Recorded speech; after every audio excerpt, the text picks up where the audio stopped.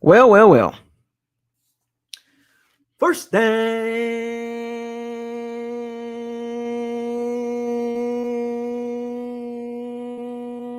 Tampa. Woo! Oh boy, Timeout Sports Bar off of Little Creek Road in Virginia, Norfolk.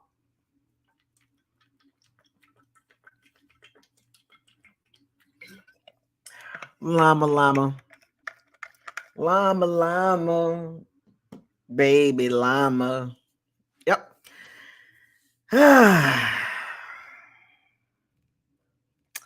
I know, folks. I know. Everybody good? What's going on, everybody?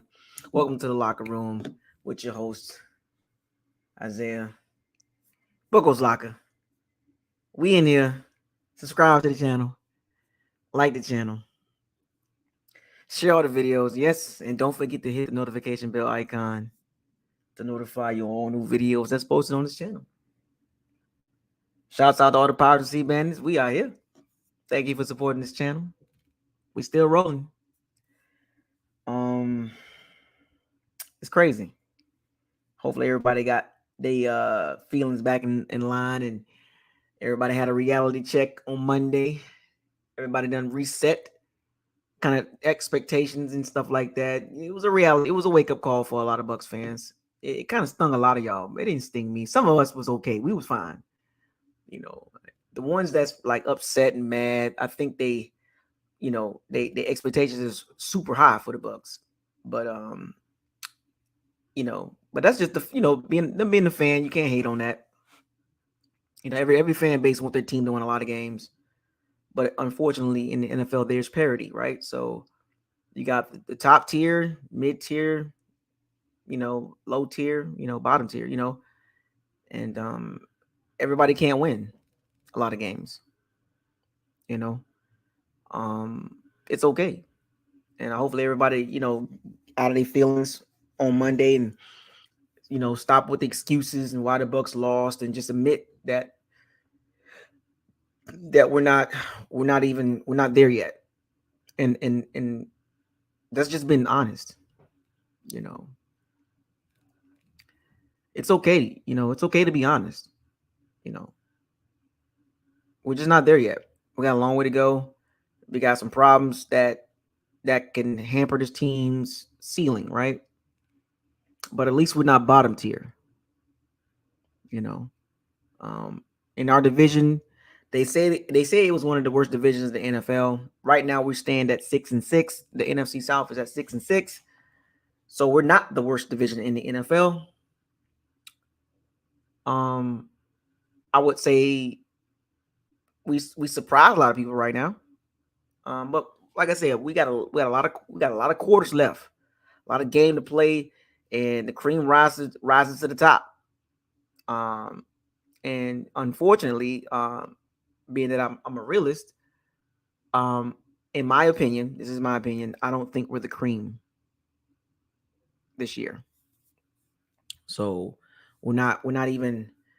I don't think we're gonna rise to the top. What I mean by the top is, we up there with the big boys. And going into this game,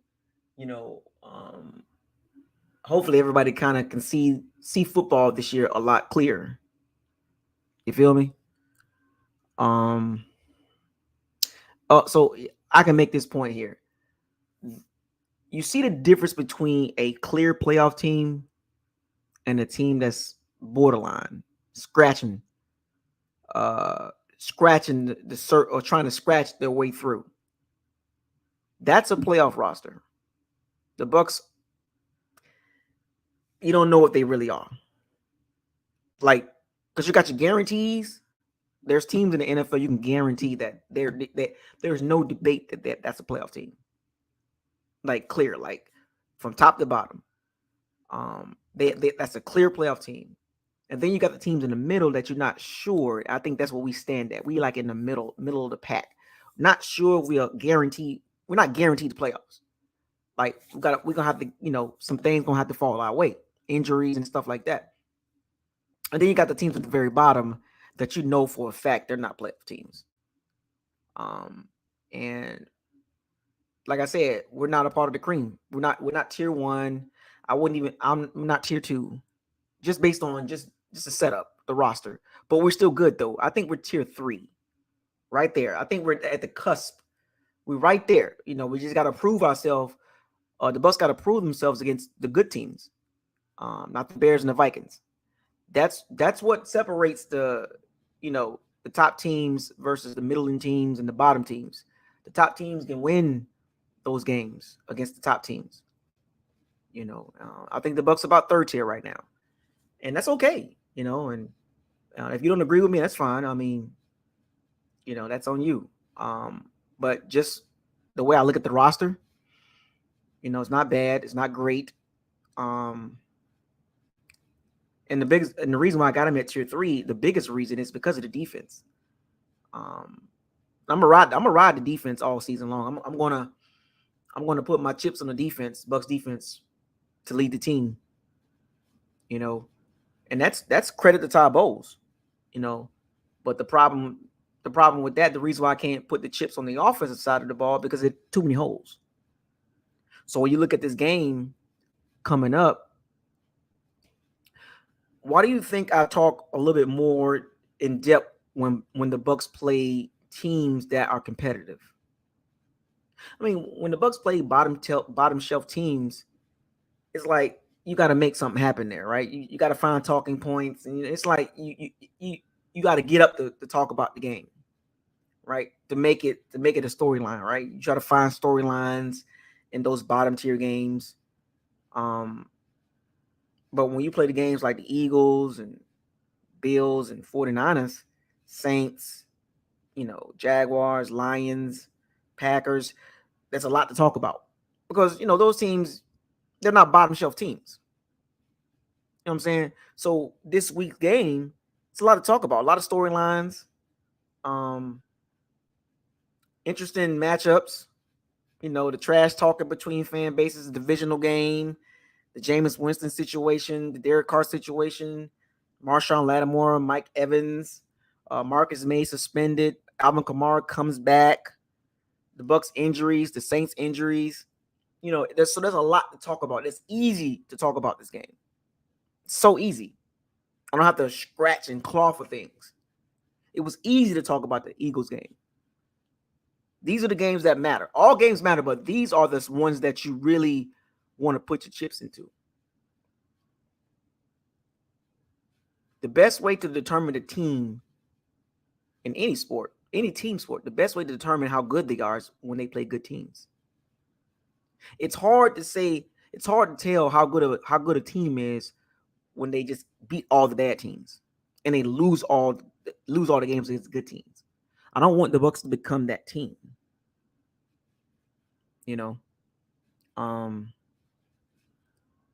But this game is very, very exciting. I'll be there at the game. Two teams very similar built, from the head coach all the way down to the nitty gritty. You know what I'm saying? And of course, have to pick a winner. In this game, it's going to be competitive. As much as I talk sugar honey iced tea about the Saints, I mean, the Saints are not terrible. I just don't like them. I respect their defense. That's about it. I rock with Chris Olave, but I think Garrett Wilson. I always liked Garrett Wilson better, but Rashid Shaheed he's nice. You know what I'm saying? Michael Thomas, 5 yard, 7 yard routes. You can't really separate. So Derek Carr is Derek Carr. Jameis Winston. The Saints version of Jameis Winston is different from the Bucks version, from based on what I'm seeing in football wise. Let me see what else. The Saints O-line, terrible. I'm really going to talk about that in a little bit. Their O-line is terrible. I don't even know how to put that. I would say if you just check the boxes on both teams, there's clear areas that the teams are not good in. If that makes sense. They both of these teams are defensive driven teams. They rather win 17-13 games. They want to win games under 20 points. That's how their head coaches think. That's the philosophy of each team. Defensive-led teams, neither one can't run the ball. Both teams' O-line are bad. And both teams have one good O-lineman. Bucs got Tristan Wirfs. The Saints got Ryan Ramczyk. And the rest of those guys, trash. Or average at best. And I don't even think none of them average. If I had to put a scale 1 to 10 on the rest of the linemen outside of the good linemen that each team have, there's a clear gap. So if Tristan Wirfs a 10, everybody else average is probably a 3 at best. If Ryan Ramczyk is an 8.5, maybe a 9, the rest of the Saints O-line is 2.5. See how that works? Now, as far as the running situation, Kamara is better than Rashad White. That's kind of a no-brainer there. I don't even think that's an argument. Kamara is better than Rashad White. I can give them that. But everything else pretty much matches up pretty well. As much as Bucs fans don't want to believe it, very similar teams. Just take your fan shades off and just put your football shades on. Just look at the rosters. Look how they built. As far as just how they do things. What do they take pride in? What is the staple mark of each team? Defense.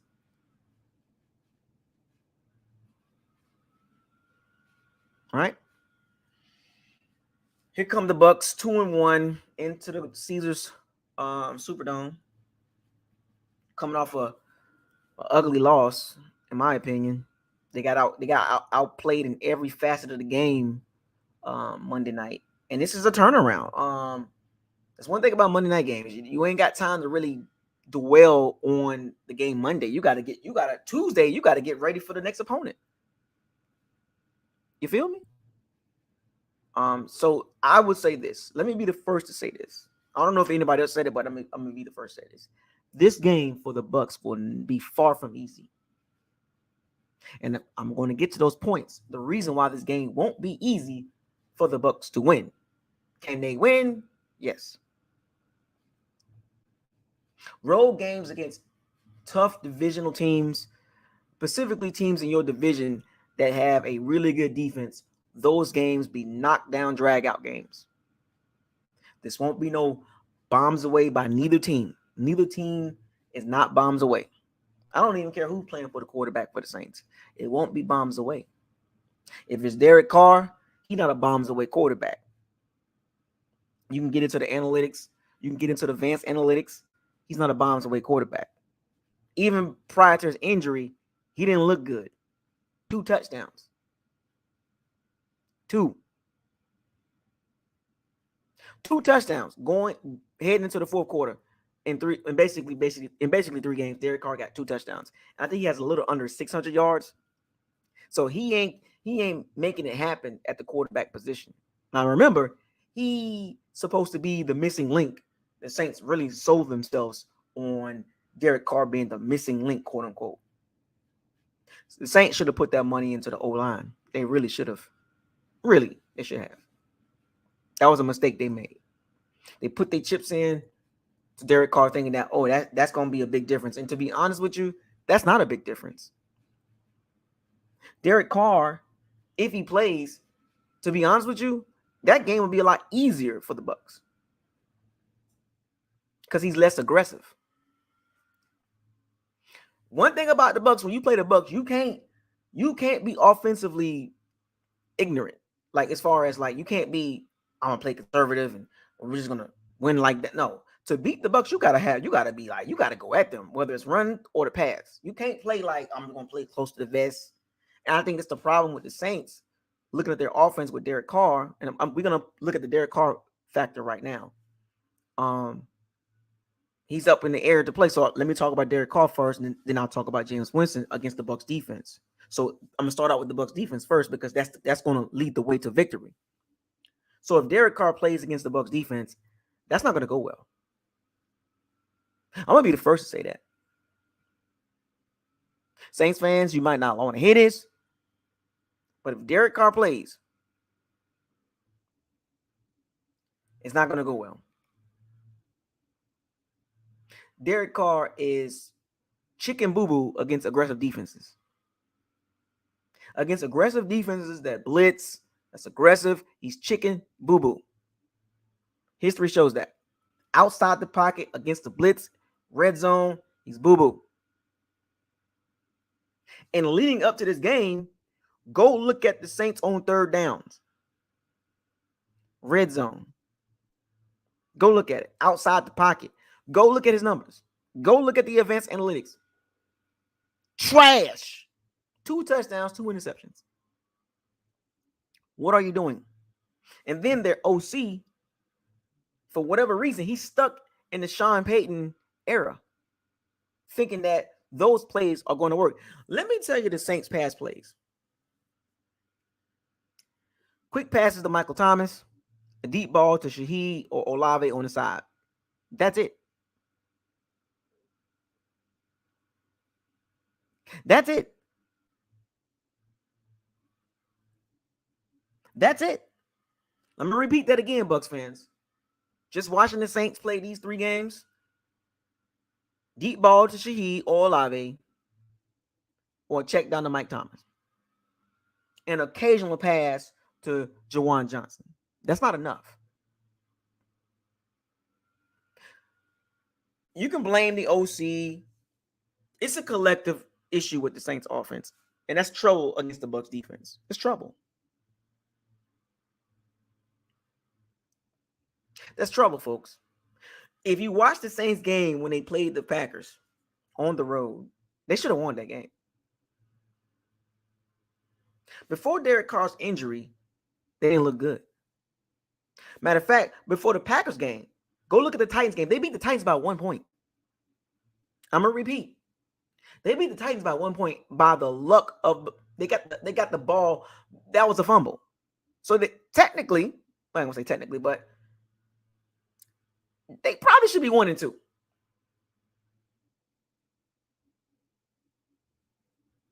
Offensively, the Saints got issues starting with that O-line, and they can't run the ball as well.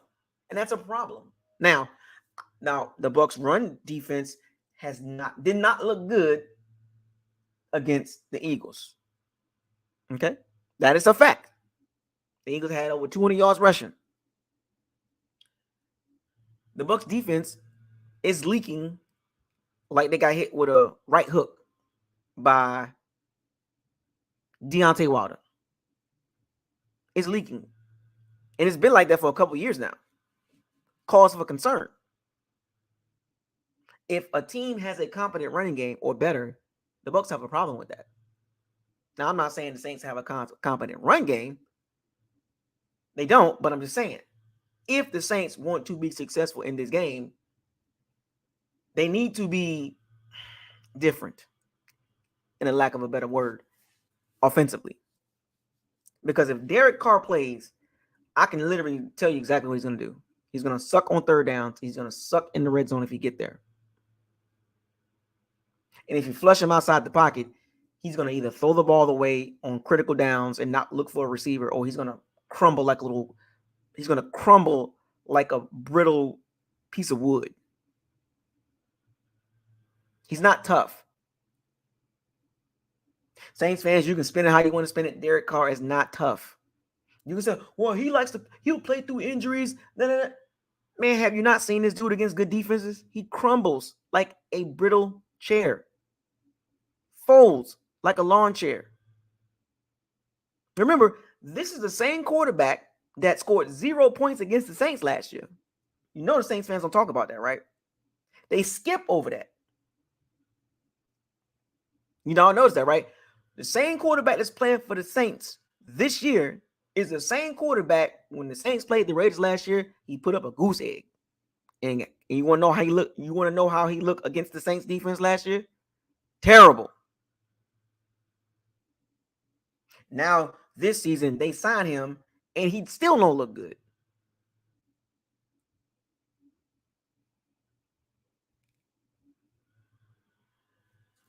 So if he plays, Saints fans, you gonna be mad the whole game. We'll get to the predictions and all that stuff later on in the video, but I just wanted to put that out there. Bucs defense, they looking to rebound. The Bucs defense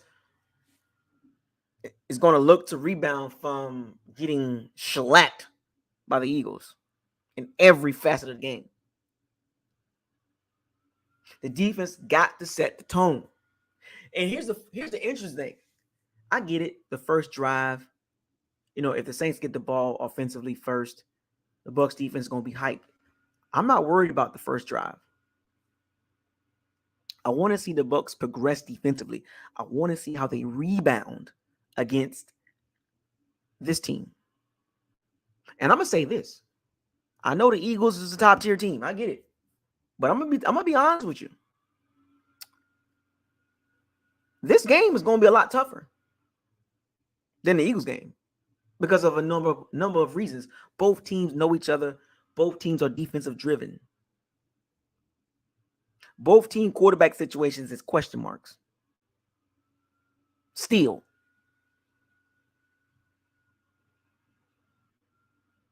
Both teams' quarterbacks are going to have to be protected by the defense. So I hate to say this, Bucs fans, but there will be a lot of 3 and outs on both sides. A lot of 3 and outs. But the question is, what team is going to make the biggest plays? So let's look at the Bucs defense versus Saints offense. Who on the Saints offense can really hurt the Bucs defense?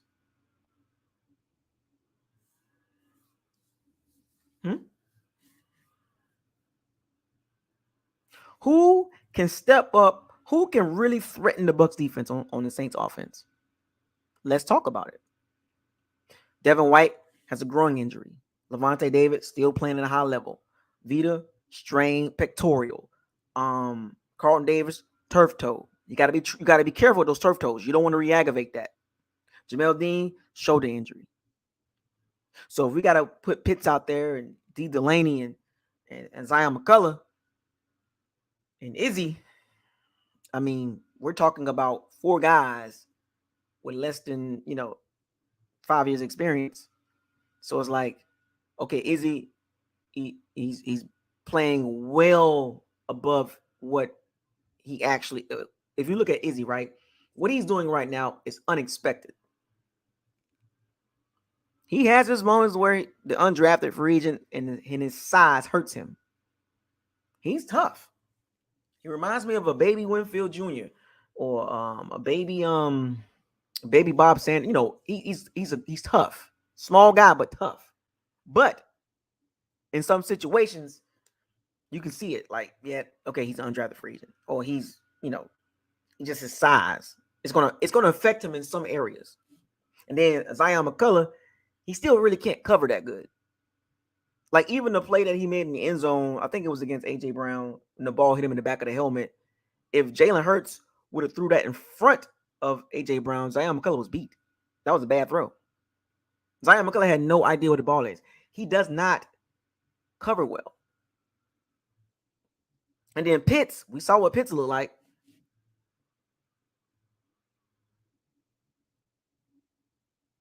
You feel me? And then D. Delaney, he's not bad either, but, average at best. So if we got to play a lot of our backups, Bo's going to have to play coverage. Now, if he plays coverage, which I mean, Saints O-line is not dominant anymore. So the Bucs don't really have to blitz the Saints like crazy. They don't have to blitz the Saints because the Saints O-line can't hold up. Andrews Pete, McCoy, Cesar Ruiz, Trevor Penning. I'm going to say this right now. Joe Tryon, you better eat this game. Do you hear me?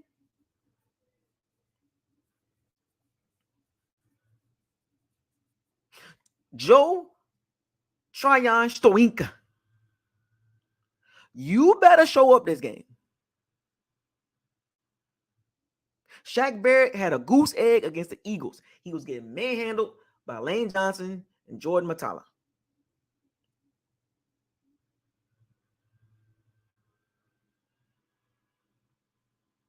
Do you understand? I'm going to be extremely disappointed if Joe Tryon don't give me anything against a weak Saints O-line. I don't care where Tryon lines up. He better be getting pressure. And the great thing about this game with the Bucs D-line, this can be a good bounce back game to get some confidence after getting manhandled against the Eagles. You feel me? So if Joe Tryon can't get to the quarterback rushing, whether it's Trevor Penning or Ryan Ramczyk, who's actually taking a step back, he's not a bad lineman. He's still probably top 10 right tackle, but I'm saying Shaq Barrett and Tryon, they got to give us something this game.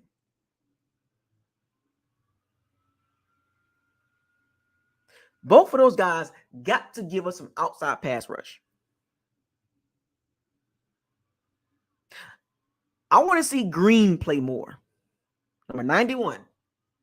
He looks hungry. Greg Gaines had some pressure, a couple pressures against the Eagles up the middle. But Logan Hall, Tryon, and Shaq Barrett, we need to see something out of those three. I'm talking about we need impact plays. We need Logan Hall and Tryon to just be in the way. Nightmares, just wrecking the game. Shaq Barrett history against Ryan Ramczyk is not good.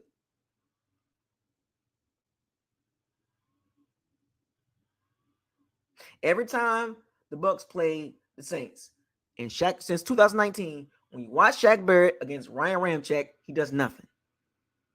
I don't know what it is. Maybe this game, Shaq Barrett just figure it out and he gets under Ryan Ramczyk and gets some sacks. But for whatever reason, he does not do good against Ryan Ramczyk. So how about Shaq Barrett just line up over there by Trevor Penning? That's the weak guy. He's the weakest alignment for the Saints. Terrible footwork, terrible hand placement. 8dism, $5 super chat. I really believe the final score for this game can end up being 3-0 or 6-3 type deal. Oh, you're right. Absolutely. I agree. But we'll get to that.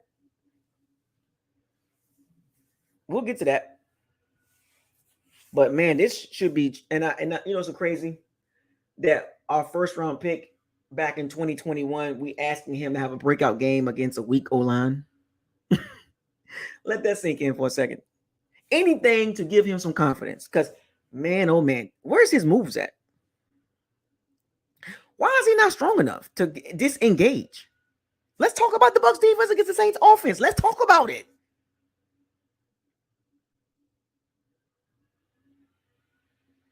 Let's talk about why Joe Tryon Stoinka can't get off of blocks consistently. The only reason why he gets off some blocks is the quarterback holding the ball too long, or he just happened to just overrun the play. He just scrambling around the tackle. Why can't he just, like, when I'm watching other guys across the league rush the pass, I'm like, what is Tryon doing? I got to focus on him because it's supposed to be a breakout year. And I don't see nothing breaking out about him. Physically, he got everything he wanted it. Long, fast. But the question mark with Joe Tryon is he strong enough? At the point of attack. Consistently. He's too inconsistent. Right? And then Logan Hall, this is his second season. You see spots of Logan Hall, but it's just like, man, I'm watching too many guys in his draft class, in this year's draft class, playing the position he plays, doing a lot more. Like, what's going on? Like, Literally, like what's going on with those two guys? Those were vital pieces for the D line. Vital pieces, high picks, top of the first, top of the second round, uh, the last pick in the first round. You should expect those guys to produce more, and they haven't. Neither one of those guys. It's it's so crazy when you look at both of those guys going into this game. It's like where are they? Where's the confidence?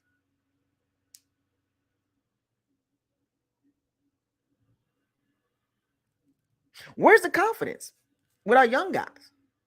Matter of fact, Green looks better than Logan Hall. Let's keep it 100. So if you can't dominate Cesar Ruiz and Andrews Pete, Logan Hall, we got a problem.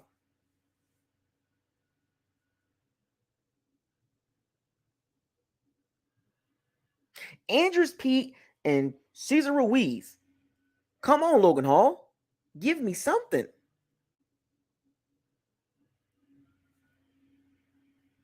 Because I know it's early, way too early. But if this doesn't get better, man, the Bucs are going to be drafting some more D linemen next year. More D. I'm a big fan of that. Just keep drafting them until you stack them all up. Until you stack them all up. Just keep drafting D linemen. Because I'm telling you right now, whether if Tryon improves a little bit and Logan Hall improves, whatever, that's great. But still draft some guys behind them. And I know I'm getting ahead of myself, but I'm just trying to tie in how they looking going into this game, because it's like, what are we doing with those two? Most of our pressure comes from blitzing. And the crazy thing about it is, the blitzing is successful, but it's also a detriment to this team as well. As good as this defense is as a whole, blitzing hurts the Bucs. And then it's like the Bucs are in a catch-22. Like it's like if they don't blitz, they don't get a lot of pressure, which means the quarterback sits back and first down. First down. You'd be like, God dang it. You saw it in the Eagles game.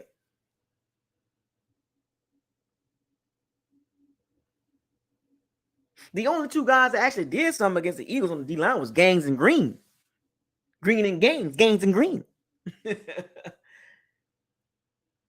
So going into this game, we can't have that. We don't want to see that. We don't want to just see Green and Greg Gaines just doing a little something here and there.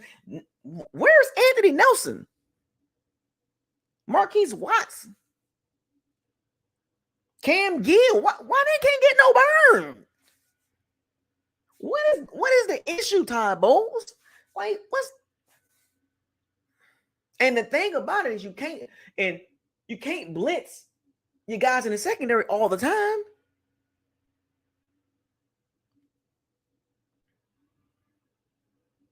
The one thing I did notice is the Winfield Isian situation.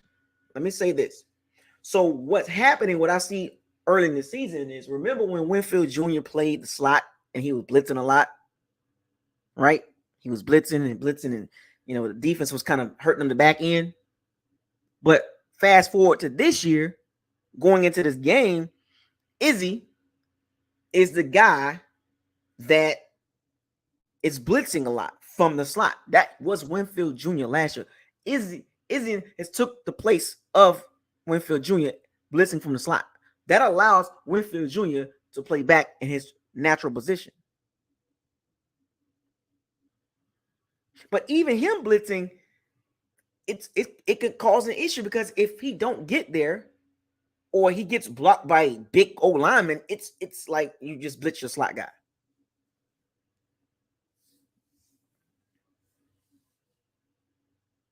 What are the Bucs doing with Ryan Neal?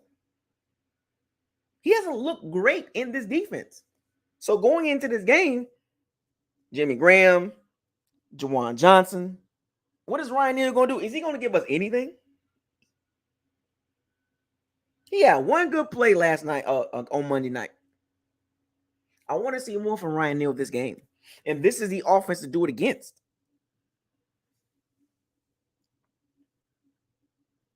Devin White, groin injury. He's not 100%. He just played Monday night.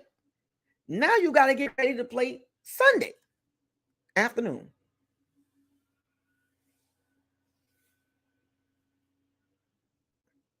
That groin injury is going to bug him the entire season because the injury is not bad enough that he can't play. It's good enough for him to play, but it's also hindering him how he plays.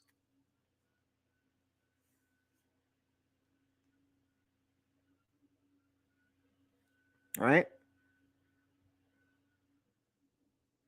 I'm not worried about Levante David.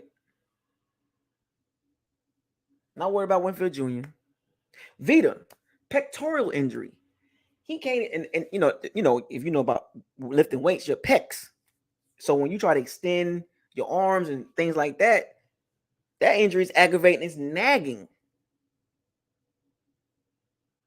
That ligament, that muscle is nagging. He's never going to be 100% this season.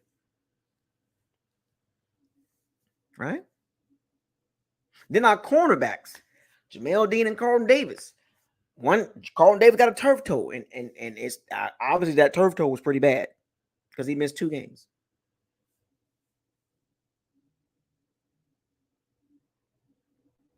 Yeah, Dennis. Sir Dennis, his injury's pretty bad. Then you got Kalijah Clancy, the strained calf. They put him out there week 1, and he re-aggravated it.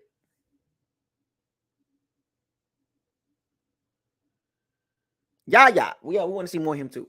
But the Bucs were so thirsty to get him in the game, they rushed him back. I'm gonna say they rushed him. We didn't know what was gonna happen, but he played in week 1 and has some impact in the little time that he had, and he got hurt. He re-injured that sprained calf, so the Bucs are being extra careful with him.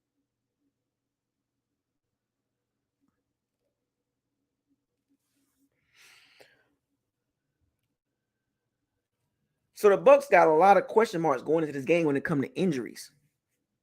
Your 2 starting cornerbacks, starting middle linebacker, your nose tackle, key players in key positions too.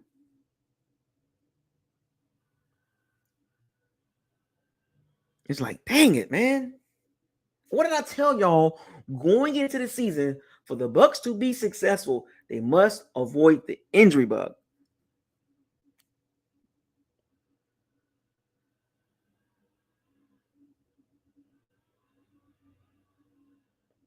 The Bucs are in trouble if they don't get healthy.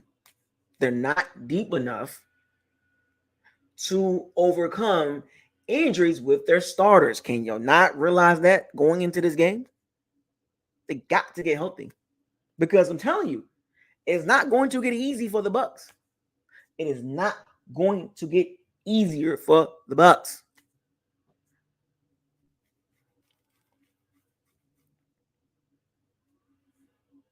But if you built your roster correctly, the injuries wouldn't be so bad.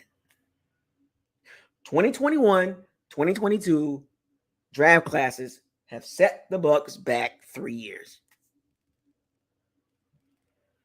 This is what happens when you don't draft well.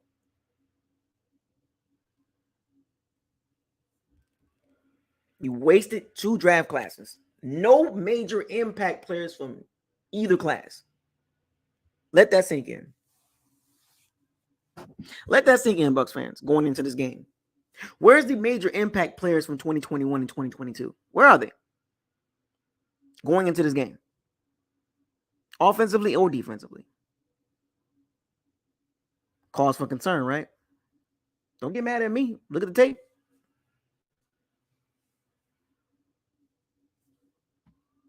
Where is the major impact players from both draft classes? Don't worry, I'll wait. Offensively and defensively, specifically.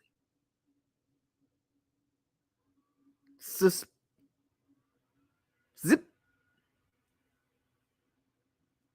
Those draft classes set the Bucs back 3 years.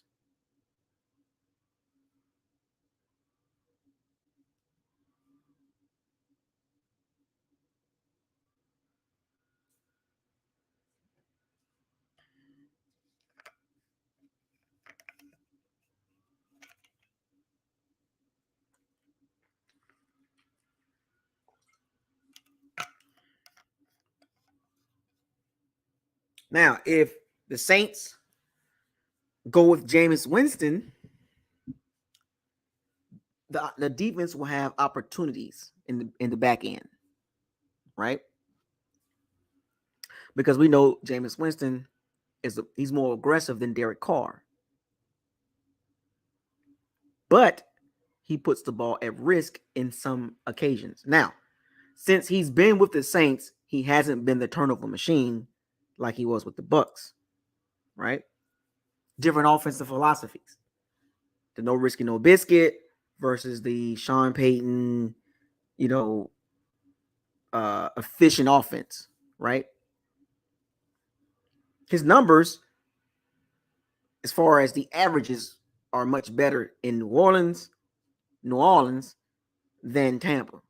Now the production has dropped, but the numbers do look better as far as the averages, as far as the touchdown to interception ratio, the completion percentage, I believe, is higher. He still throws the ball further than most quarterbacks,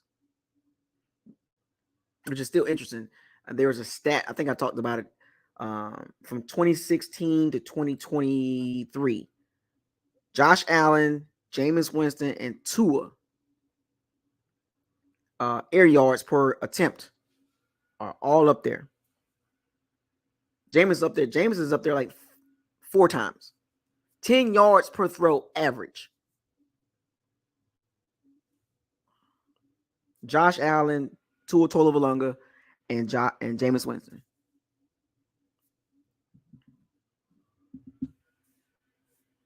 Yep. So with him playing quarterback, the ball will be thrown farther. The Saints would be more aggressive. Well, I think that's just Jameis Winston's nature for the most part. But Pete Carmichael don't like to run that style. The down the field throws, right? Because the Saints are not a big yak team. They're not a big yak team, but if the contrast between quarterbacks, Derek Carr and Jameis Winston, is like night and day. The way they play, the way they act, the talent, it's different.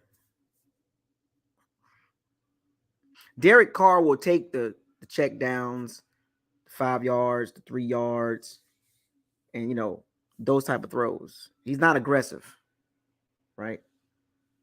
Winston will take the aggressive throws. He'll take the chance to give his guy a chance to catch the ball, whether it's the DB or receiver or the DB, right? He'll give his guy a chance versus Derek Carr won't do that much. Go watch the tape.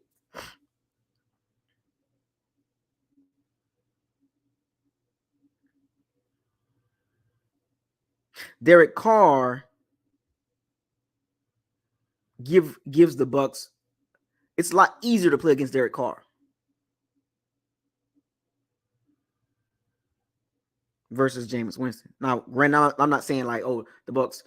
I'm just making a point between the quarterbacks going against the Bucs defense.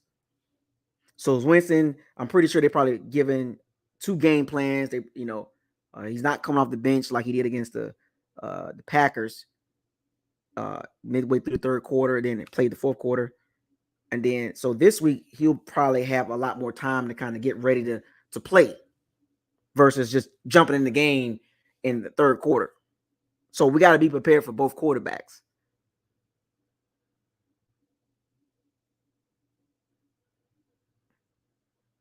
If the Bucs play the Saints offense with Derek Carr, 3rd downs will be a lot easier for the Bucs to defend.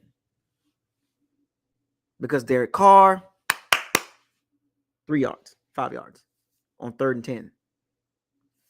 If the Bucs play Winston on 3rd downs, 3rd and 10, Winston throwing that ball at minimum 10 yards for the most part.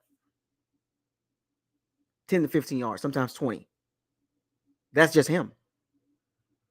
He believes he can make those throws. He can make them. We as Bucs fans, we've seen him play. He get his hot streaks and he get the wheeling and dealing. There was no question about his arm talent. Standing in the pocket, make the throws. He don't like to throw the ball away. He don't. Unlike Derek Carr, he'll give up on the plate. Jameis Winston don't like giving up on the plate. There's a lot of differences between Derek Carr and Jameis Winston when you look at them going against the Bucs. Winston can hurt you more than Derek Carr, if that makes sense. Now, if you don't believe me, the tape and the numbers don't lie. Whether you want to go face value numbers or you want to go advanced analytics numbers, Winston is more dangerous than Derek Carr, but he's more riskier. If that makes sense. And the tape matches what I'm saying. Bigger arm, bigger, stronger. And I hate to say this, Saints fans. Being that we've watched Jameis Winston for 5 years, we know how he plays for the most part as far as his natural tendencies. But Derek Carr is a quarterback that doesn't scare the Bucs defense.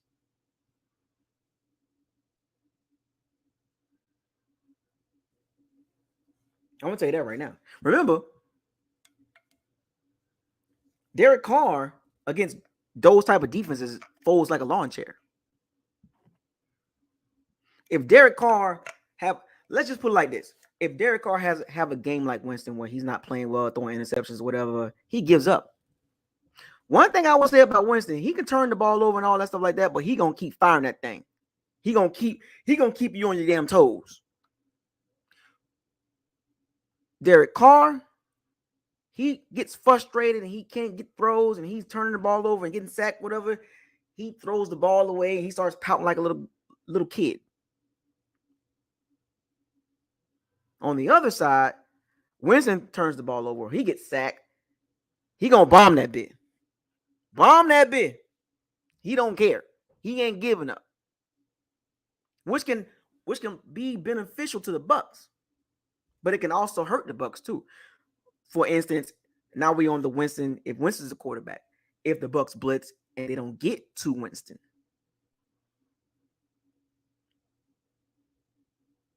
that can be a problem. Bomb that bit.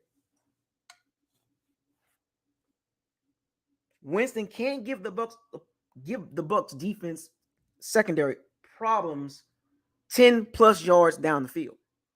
Now, here's the interesting thing about it. If you look at the Saints' weapons, Shaheed, Chris Olave, the Bucs secondary, Kamara out of the backfield, Taysom Hill, Juwan Johnson, Michael Thomas. Those weapons are not bad, to be honest with you.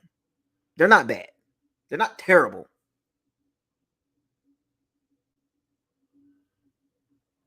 But you actually want to speed Winston up. Based on my knowledge of Winston and how he likes to play, you want to speed him up. Make him make a quick decision. Make him think something is there and it's really not. The Bucs should be able to get turnovers if Winston plays. If Winston starts, the Bucs should be able to get turnovers. Or a turnover or maybe two. An interception and a fumble or 2 interceptions. They should be able to sack him as well. Just like if Carr was playing. Winston can make more plays than Carr because he's more aggressive, but he gives the defense more of opportunity. Carr is more conservative.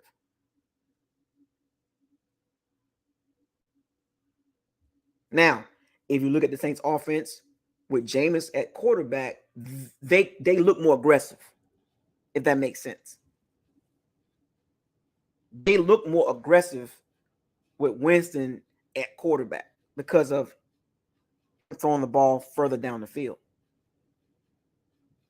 Taking those chances, giving his guys a chance to throw the ball or catch the ball. With Shaheed and Olave against a banged up Bucs secondary, that can be a problem. Because he's going to bomb that bit. Bomb that bit. He ain't scared.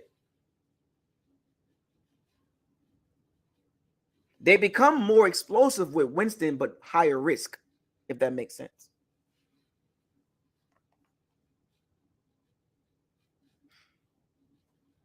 When you have, like, this goes for football in general, when you have some explosive playmakers, a conservative quarterback don't fit that type of player. That's like putting Jared Goff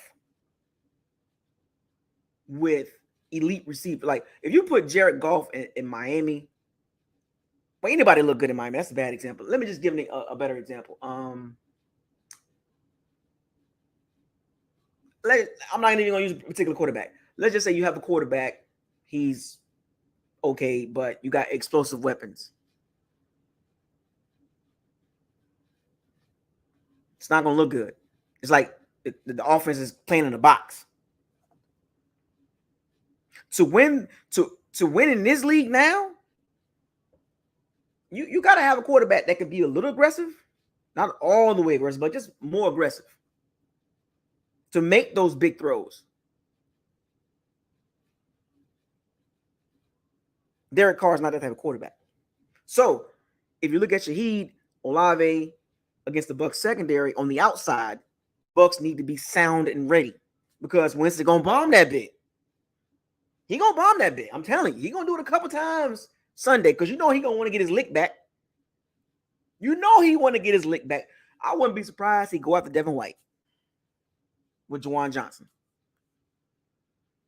Do not be surprised Winston attacks Devin White with Juwan Johnson or Michael Thomas.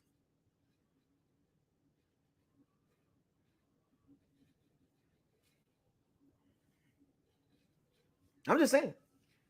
So the Bucs secondary need to be careful. And Alvin Kamara is back. And of course, you got old Mr. Taysom Hill, one of the greatest football players in NFL history, according to who said that? I forgot who it was. You know, they got the design runs for Taysom Hill.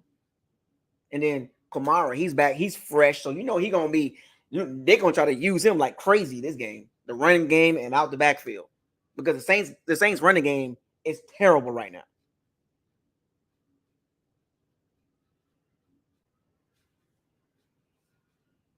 So there's a lot of things going into this game that the Bucs defense need to be aware of. Not just at quarterback. If Winston plays, he's more aggressive, which gives the Saints a bigger window to make plays. Or if it's Carr is like easier to play against. You feel me? So let's just summarize it up before I move on to the Bucs offense. If Derek Carr plays, it's a lot more conservative, a lot more easier to contain him. Right? You get him frustrated, he folds like a lawn chair. If Winston starts, the Saints offense becomes more explosive because he bombs that thing down the field. 10-plus yard throws, 20-yard throws, 15-yard throws consistently. They become more explosive with Shaheed and Olave and Juwan Johnson and Michael Thomas with his little slants and quick outs, whatever. With Kamara out of the backfield and stuff like that. We got to be watching for the screens too. The secondary needs to be more. They need to be more aware if Winston starts, because just as fast as he can turn the ball over, just as fast as he can throw for 350 in a heartbeat. We, as Bucs fans, we do know that. Because, I mean, I think somebody mentioned it in the chat. I happened to see the chat, the comment a couple of seconds ago, about 20 seconds ago. Last year, in 2021, before he tore his ACL, before Devin White hit him with the horse collar tackle, you're right. I forgot who it was, but you're right. He was cooking. I ain't gonna lie. He was trying to cook. He was trying to cook the Bucs in 2021. He was trying to cook the Bucs. He was cooking. He was scrambling. I mean, he was hyped up. I mean, it was like, whoa, what is this? And it was almost like as not we didn't get a chance to see how the game played out with him at quarterback, but you saw like this was going to be one of those games that he just going to be on some extraordinary, like 75 yards rushing, 300 yards passing. Like you can see how he was playing in 2021. He was like literally like, I'm going to get y'all. He was on, I'm gonna get y'all. Then of course, Trevor Siemian proceeds to, for whatever reason, do good. So we don't want to see that Winston. We want to see the Winston. Now, last year, I was at the game last year, and he was hurt that game. He had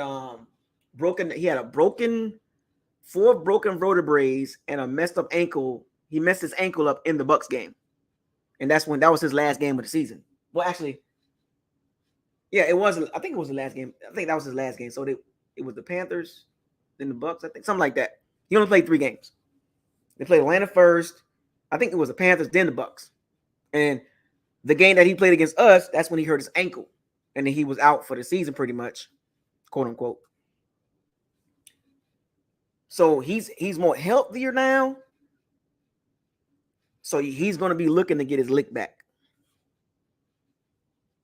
So at the end of the day, whoever's the quarterback, I gave out a breakdown of what I believe how the Saints will look with whoever's at quarterback.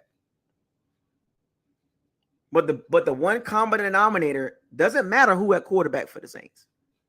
And I hate to say this, Saints fans, whether it's Derek Carr, Winston, Taysom Hill, Jake Heener, whoever the quarterback is, he's going to get hurt again. And I don't wish no injuries on no people, but whatever quarterback plays for the Saints, the injury risk is high.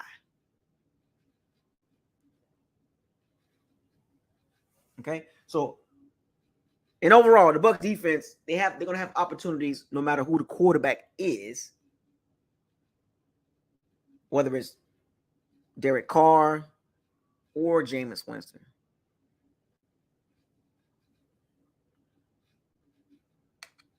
So enough of that. I spent about almost an hour talking about the Bucs defense against the Saints offense, right? They got to do a better job overall after getting dominated by the Eagles offense. And to go back to that game, I don't want to keep bringing up beating dead horse, but come to find out, there was a few players on the Eagles that had flu-like symptoms. Jalen Hurts, Jason Kelsey, the center, and a couple other guys. And I don't know if, look, I play football. I played through injuries. I've played through being sick, feeling weird, like having a bug. And I'm going to tell you right now, playing football with a bug, the flu, a cold, or anything like that, for one, you dedicated to football. 2, playing through when you just feel like crap, it is hard to do that.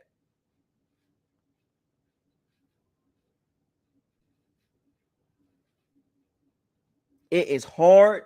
It feels like when you're out there trying to play football and you sick, got a cold, flu-like symptoms, or have the flu, it's like you are operating on, I don't know how you're making it through, but it's like you don't feel right. You always dizzy. You feel dizzy every time. I played through these things. Shoot. I remember one time I was playing sick and we was playing in gale force winds. Gale force winds. And that's how much I like football. I'm still out there. It is not easy playing with a bug, flu, or a cold. It's not easy, folks. You feel like crap. But see, when the NFL, they have so much medicine, the medical part of the medical technology of today's NFL, they can take pills and they got these, they got nutritionists and chefs that can help the guys during the week feel a lot better. You feel me? So let's get to the Bucs offense. I know y'all want to talk about the Bucs offense against the Saints defense. Here's my take, and we'll get to the Bucs special teams, which can be a problem in this game. I think I'm going to get to the special teams. Special segment for the special teams. The Bucs offense versus the Saints defense. And also, let me say this: advantage Bucs defense over the Saints offense. Now, flip side: Bucs offense versus the Saints defense. When you look at the Bucs offense going into this game, as much as I don't want to say this, their best game was against the worst defense, the worst team in the NFL, or one of the worst teams in the NFL.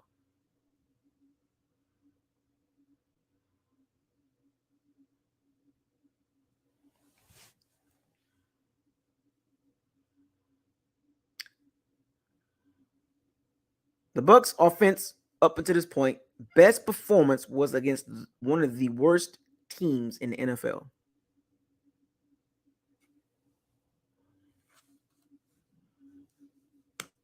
Let me say that again.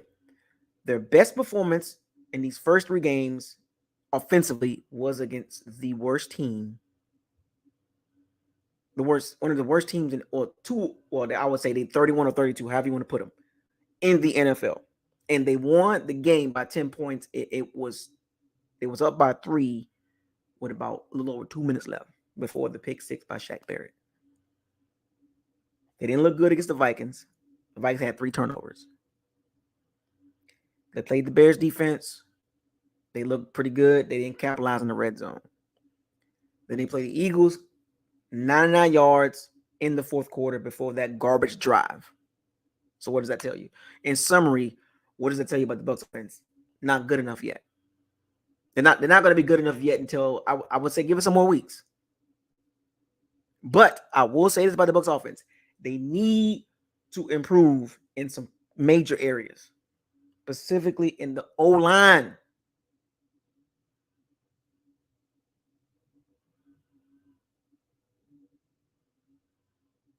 O-line, just like the Saints, is going to be the detriment of this team in this game. I'm going to repeat.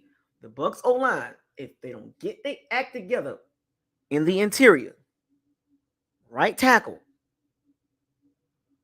it's going to be so hard for them to move the ball.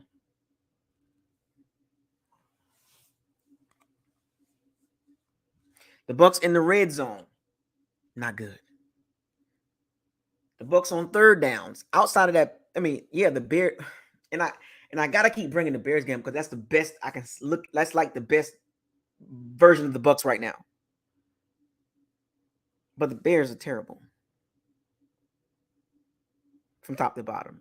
They got some good players. I like some of the young players, but you get what I'm saying. We saw how the offense look against a competent or above team. It didn't look good. Cause for concern. But the key for the Bucs is they must be efficient on first downs. We can't have 2nd and 10s, can't have 2nd and 9s, or even 2nd and 8s. They need to keep it in a manageable range for Baker Mayfield to excel. I'm talking about 2nd and 6, 2nd and 5, 2nd and 4, 2nd and 3, 2nd and 1, 3rd and 1, 3rd and 2, 3rd and 3, 3rd and 4. It needs to be consistent throughout the game. 3rd and longs, the Bucs are not good at. They're not.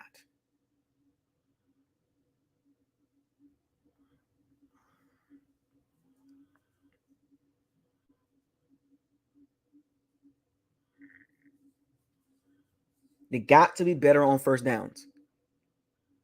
Maybe they need to flip the script on first downs. Throw more than run.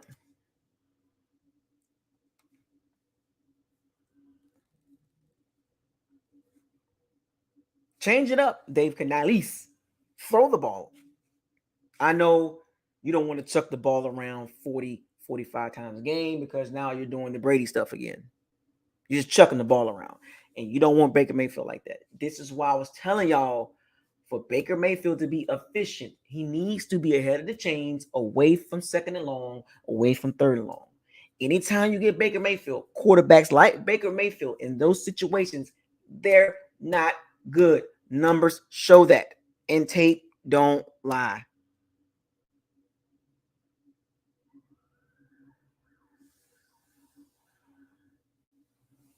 The Bucs must be efficient on first downs.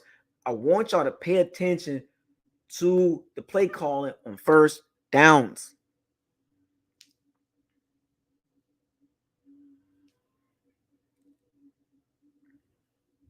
Do you understand the words that's coming out of my mouth? Y'all saw the game Monday.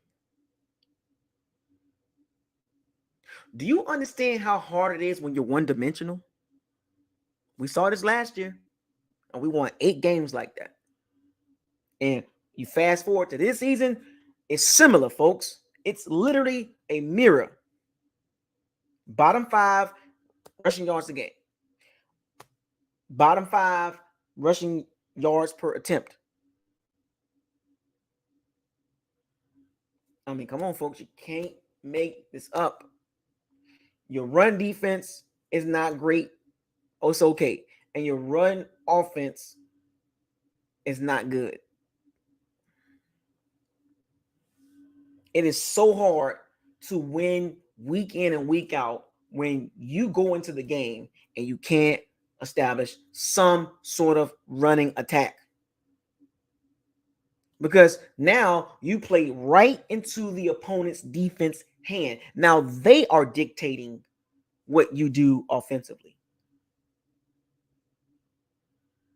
I'm going to go back and reference the Bears game. You want the Bucs offense to look like that against the Saints. Very efficient on third downs.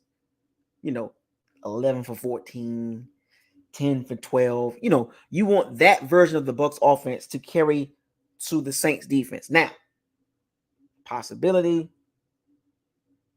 and probability.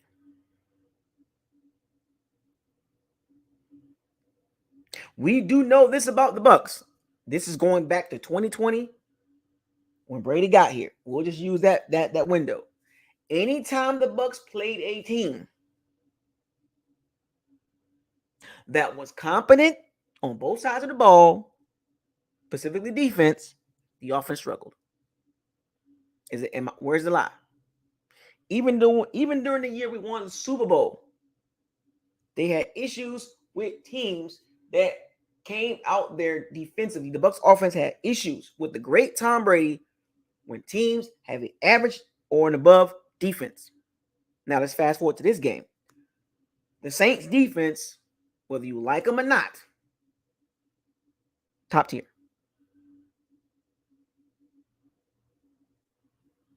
It's just what it is. They don't give up a lot of rush yards. For whatever reason, and it's funny how they did this too. I pay attention to football. The Saints revamped their interior defense in front of Demario Davis and Pete Warner. They revamped their tackles, and it shows. Because last year, the Saints couldn't stop the run. They were struggling.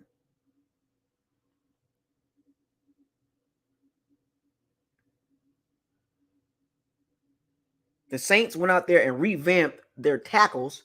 They drafted Brian Breezy. They got Malcolm Shepard. And I think what's it? A couple other guys. They look different, stopping the run. I will give them that.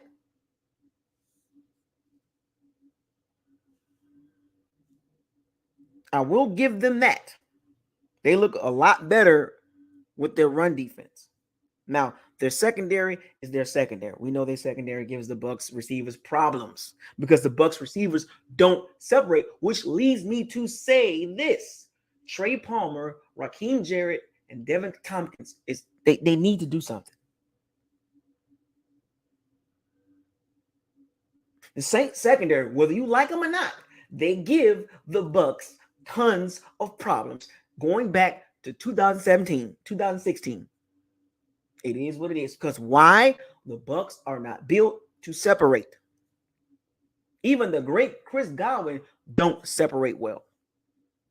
Numbers don't lie. Tape don't lie. It doesn't matter how you feel about the Saints secondary gives the Bucs receivers major problems dating back to 2016.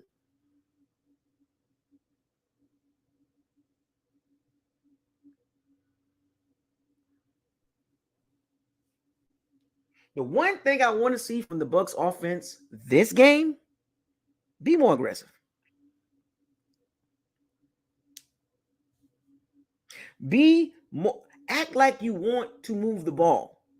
Act like you want to get first downs on first or second down.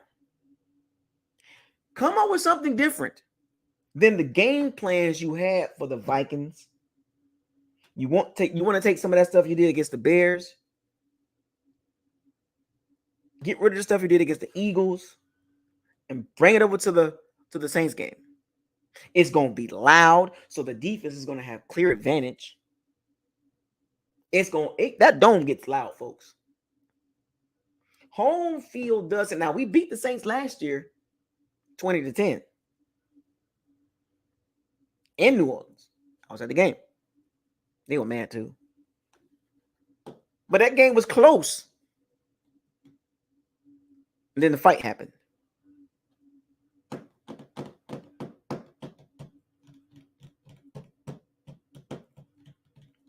So, whether you like it or not, folks, it's not going to be easy, but the Bucs need to strike fear in the Saints secondary. I don't know how they're going to do it. Them speed outs ain't going to work. If you think 10, 12, 13, 14 play drives is going to be the key to victory for the Bucs, you're wrong. You're wrong. All of you are wrong. In my Black Panther voice. You're wrong. All of you are wrong.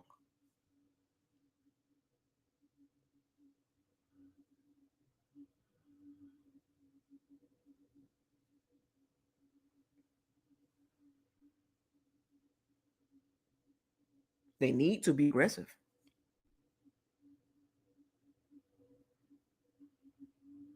Can't get in your shell and get scared on first and second down. And even on third downs, the Bucs need to do something there. 3rd and 9, 3rd and 12, 3rd and 11. I don't want to see a 7-yard route. I don't want to see a speed out to Chris Godwin. Because whether y'all like it or not, the Bucs offense as a whole, I don't see a major difference. They're averaging 19.3 points a game. Last year it was 18.9. Rushing, not good. O-line, not good. Sounds familiar, folks? That sounds familiar? I haven't even got to the Bucs O-line yet. Does that sound familiar, folks? Run game non-existent. O-line not blocking well. Can't score in the red zone. Same issues we had last year. Remember, this offense is so much better than Byron Leftwich. Now, things can change as the season moves forward, but as of right now, it's pretty much almost the same. Same outcome. 19 points a game. 18.9. I mean, what are we doing?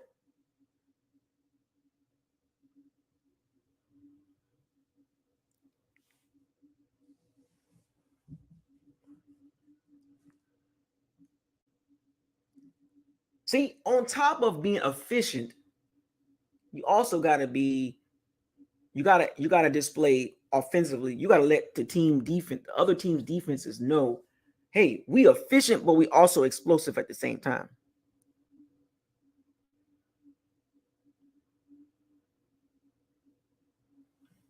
You feel me?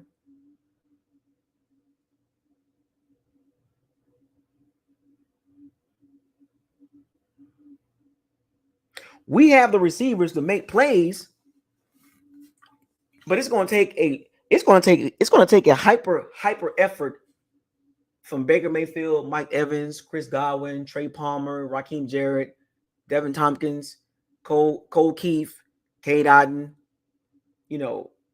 As far as the offensive playmakers to make a difference, they need to make a difference. Evans has 28 targets, 17 catches, 3 drops. I think he's second in the NFL in drops right now, if I'm not mistaken, with 3. But he's top 10 in yards, total yard. Receiving yards, and I think catches, I believe too. I think. He's top 10 in catches and yards. And that's good. It's like you gotta take the good with the bad, right? But he has 28 targets. The offense needs to be more than just Mike Evans. Chris Godwin has been mighty quiet in this offense for whatever reason.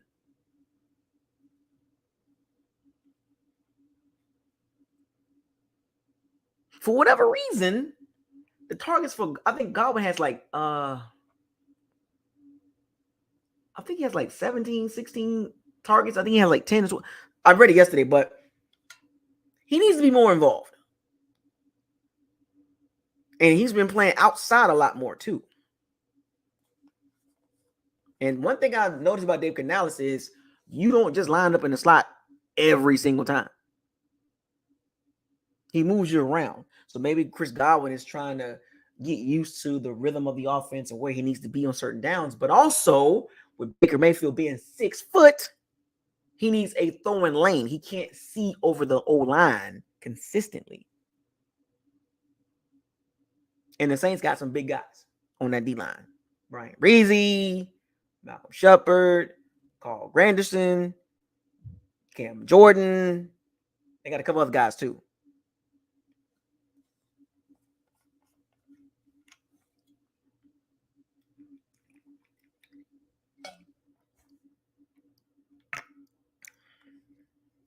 As I transitioned to off the Bucs overall offensive philosophy going into this game, they don't need to look like they looked against the Eagles. That's a disaster in the making. On the road, you can't do that. Now remember, the Bucs were at home and they looked terrible. Let's call it how we see it. They didn't look good. They put up a fight when the game was out of hand with the garbage touchdown. Yeah, that's right. And there was a few articles about that too. Garbage yards, garbage touchdown had no effect on the outcome of the game. I told y'all about them garbage yards. Y'all don't let that last drive fool you. That was whatever. The offense this game needs to perform better. They need to protect the defense. The more fresh the Bucs defense look or feel, the better they play. Bucs defense got wore out. The Eagles ran the ball for over 200 yards, folks. They did what they wanted against the Bucs D-line.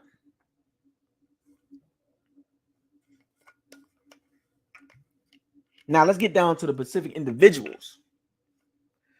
I'm gonna start out with the tight ends, and I'm going to keep banging the desk on the production from tight end. I want to see more production. I look around the NFL, I see guys catching balls, making plays, and I look at Cade Otton. I'm like, why is he not being utilized in that middle of the field? And then in this game, Demario Davis, Pete Warner, two of the best linebacking duos in the NFL. And we got Cade Otton. See what I'm saying, folks?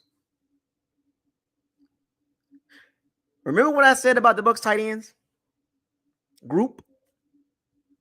I stand packed on that too.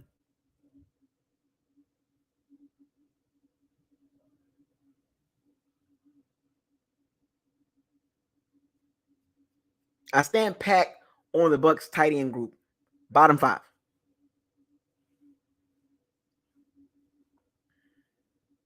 I'm starting out with the Bucs tight ends. Cole Keith, Cade Otton. Where's Payne Durham? Play him. We need something to make Demario Davis and Pete Warner think twice about crowding the line of scrimmage and being cheating over to Mike Evans or Chris Godwin.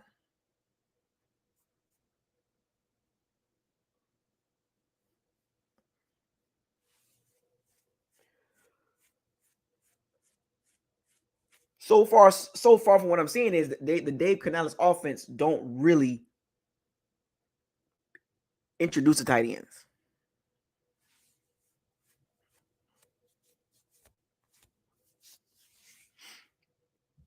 Cade Otton is out there just running around.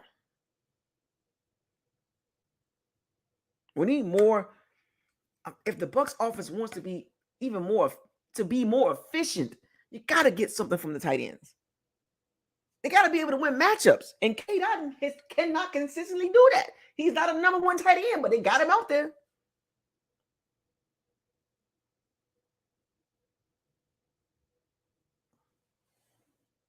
Where's the 2 tight end sets? Go watch the film, folks. Where is the 2 tight end sets? Why can't we run passes from the 2 tight end set? The 12 personnel, by the way, folks, if you don't know what I'm talking about, the 12 personnel, 1 running back, 2 tight ends. Where is that personnel? Dave Canales needs to get in the bag. He needs to get in the offensive bag.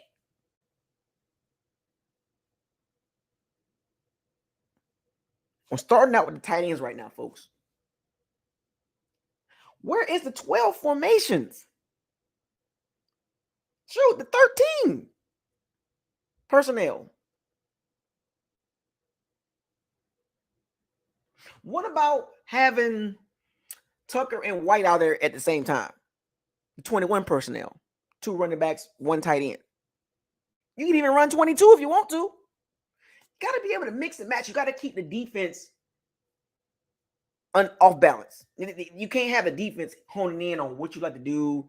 And the typical Bucs formation is single back. Evans, Godwin, Tompkins, and sprinkling a Trey Palmer once in a blue moon. You got to be able to mix and match these formations. Where is this Dave Canales, these crazy form? Where is it at? Where is it? Where is it? Because when I'm watching film, I'm seeing the same old formation.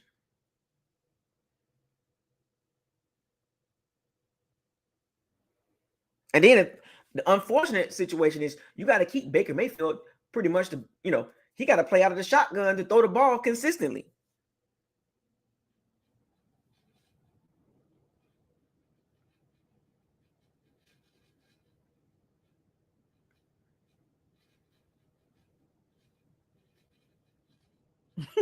I mean, I got NFL Plus, folks, so I'm watching these games. I'm looking at the formations. I'm like, man, where's all these? Why are we not seeing all? I just named several different formations that we don't even really run. And it's so funny because I'm like, well, Dave Canales he was with, Darrell Bevel, he was with Shane Waldron, Brian Schottenheimer. He has a mixture of all these offensive philosophies. And where's the formations at?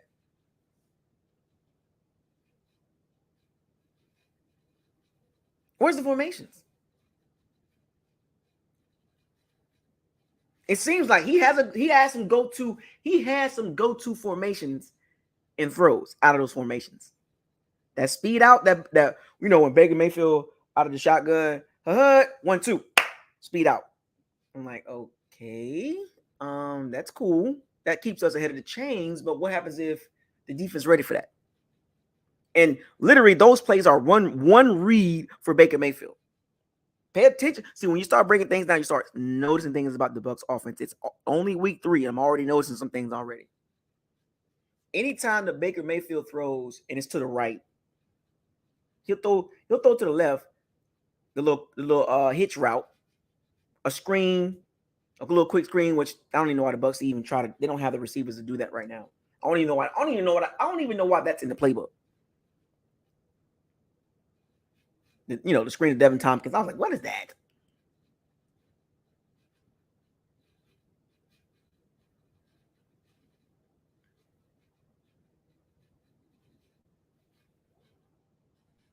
And then Mike Evans, it's almost like they forcing the ball to Mike Evans for whatever reason. 28 targets, man. I mean, you making this more obvious. So let's just project that in this game. So Mike Evans got 28 targets going into game 4. Are you going to target him a lot this game against Marshawn Lattimore? Top 5 cornerback? That's not how it works. And usually how it works is when you play teams with really good cornerbacks, you don't target your receiver a lot. You move him around, but if he's guarding your number one receiver, you don't just keep chucking the ball at top level cornerbacks. You just don't do that.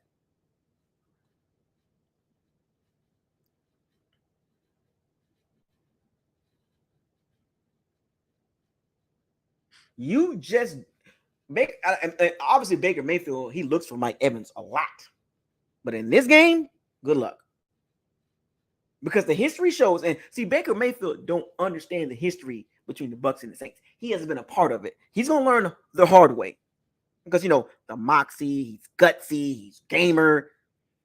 The Saints defense don't give a damn about the moxie because they got swag all through that defense. And swag just overcomes the moxie. Baker Mayfield is going to have to play at another level. Another level if the Bucs want to be successful offensively. You can't hit your back drop, your top of your drop, and be looking at Mike Evans. I'm telling you, Marshawn Lattimore, the numbers don't lie. It don't look good when Mike Evans go against Marshawn Lattimore. That is a fact. And from the history, it shows. Go look at the targets and go look at the catches between Mike Evans and Marshawn Lattimore.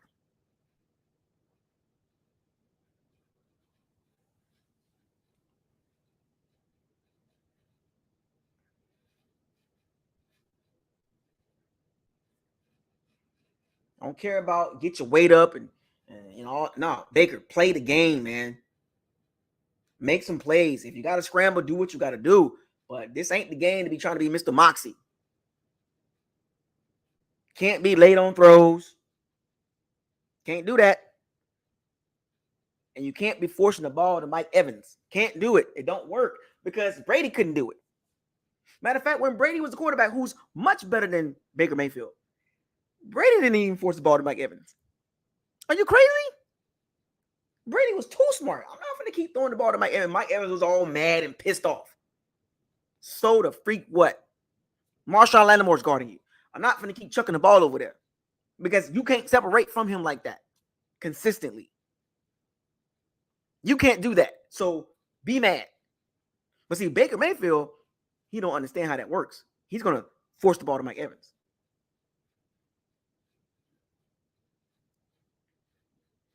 Because Marshawn Lattimore, for whatever reason, gets in Mike Evans' head consistently.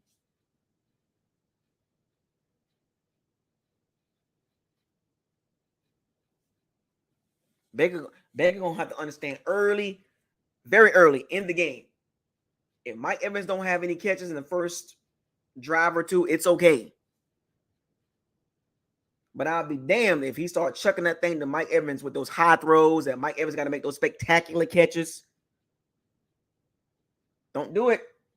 Because as Bucs fans, as much as you don't want to admit this, but you know it's the truth. The numbers don't lie and the tape don't lie. Lattimore is still playing at a high level. He is a top 5 cornerback right now. Still. And he's in receivers' hip pockets. And Mike Evans don't separate well. He has to push off to separate. And Marshawn Lattimore don't play that game with him. This has been going on since 2017, folks. Baker Mayfield don't understand that part. He thinks I'm gonna fit it into Mike Evans. Okay. Somebody needs to sit him down in that locker room and be like, look, man, we got other guys.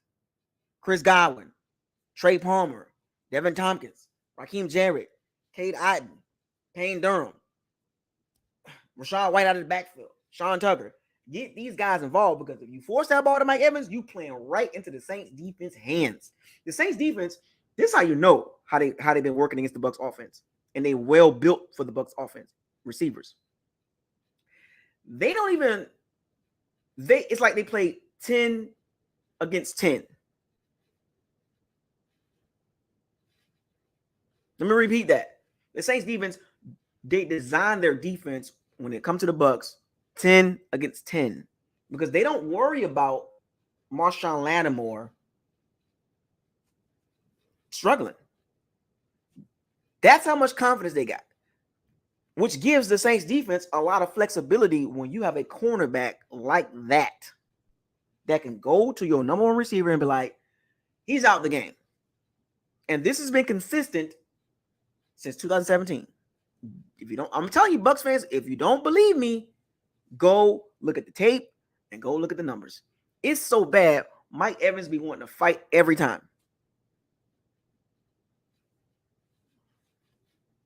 And I watch a lot of football, so I watch all the teams play.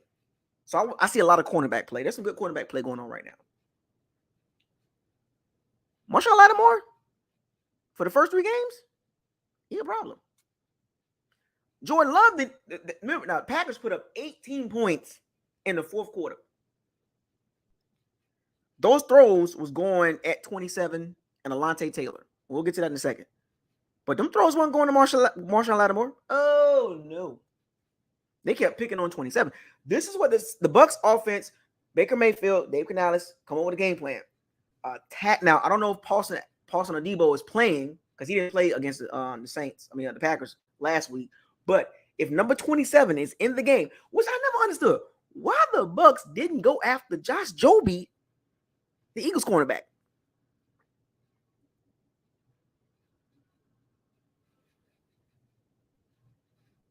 Why didn't the Bucs attack Josh Jobe? They put James Bradbury in the slot, which negated Chris Godwin. But why didn't the Bucs attack Josh Jobe? Because what the Packers did, it took them 4 quarters. They realized, man, we can't really get the ball over to whoever's Marshall Lattimore's guarding and Alontae Taylor because they keep breaking up passes. But who's this number 27 guy? They didn't even throw the ball at Marshall Lattimore. They was like, nope. They kept going at number 27.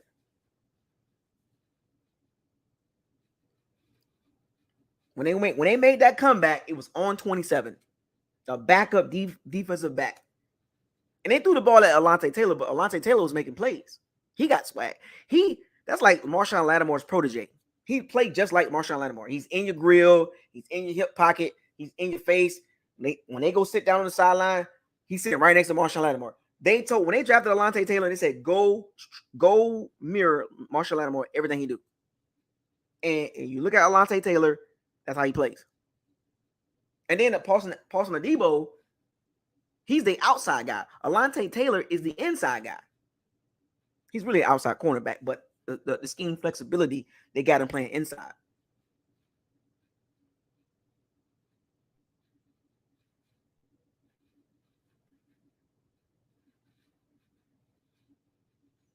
But them throws was not on Marshawn Lattimore. So Baker Mayfield and this moxie, and get your weight up.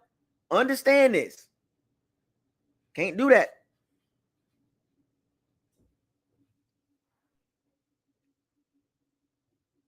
Now, is he going to move Mike Evans around the formation? Sure. But they tried that with Brady too, and it didn't work.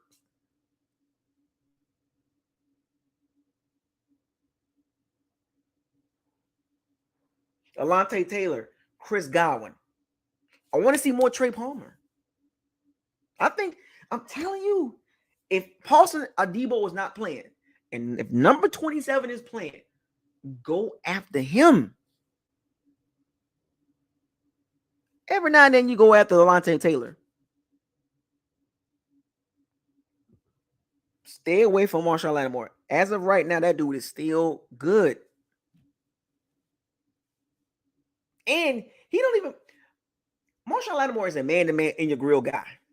And when you have a receiver that can't separate, that's a problem. Marshawn Lattimore is way faster than Mike Evans. Consistently.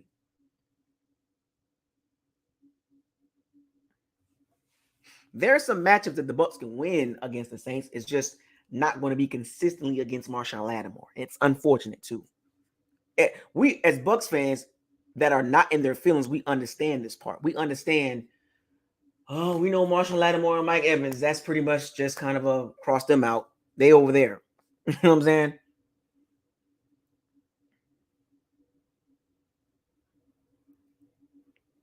Alontae Taylor, up and coming second year guy. He's playing well, but and if Paulson, I know we got some Saints fans, um, uh, in the chat room. Is Paulson Adebo playing Sunday? Is he? What's his status report? What's the injury status report on him?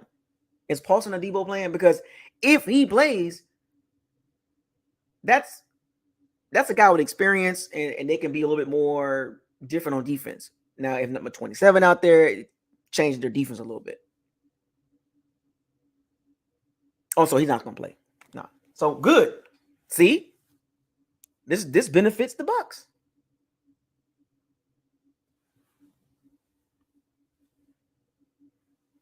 If number 27 is out there, what's his name again? Number 27. The Bucs, whoever he's guarding, that's where the Bucs need to go at. Alontae Taylor, you want to be careful with him too, because he's playing with a lot of swag, a lot of confidence. He's covering very well. The Saints secondary, they only giving up like 188 yards a game. The secondary, even without Marcus May, who's suspended for 3 games. Isaac Yadam. Marcus May is suspended for 3 games. So he won't play this game. That's good for the Bucs. But the Saints defense still good. Matter of fact, what was that safety name that replaced Marcus May? Was it what's his name? Dang it, what's his name? It was just in my head. What's his name? The safety that replaced Marcus May. He was playing pretty solid. And then you got the old wily veteran back there with Tyrann Mathieu that can make up for a lot of issues. And Tyrann Mathieu, he's still playing well. If you only giving up 188 yards a game, you're doing something good. So the Bucs passing game is going to have a challenge amongst them. Yeah, Jordan Howden playing well back there with Tyrann Mathieu against the Packers. They coached him up well.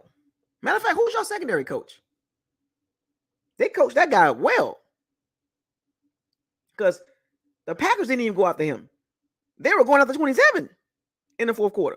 It took them 4 quarters to realize that 27 is not like that. You feel me? So the Bucs got opportunities. For whatever reason, they're gonna have to. And I know it's gonna be kind of crazy to say this, but they got to challenge Demario Davis and Pete Warner. They have to. They have to challenge the Saints linebackers. They have to. They have to exploit the middle of the field. They have no choice. You can't condense your offense to just outside throws.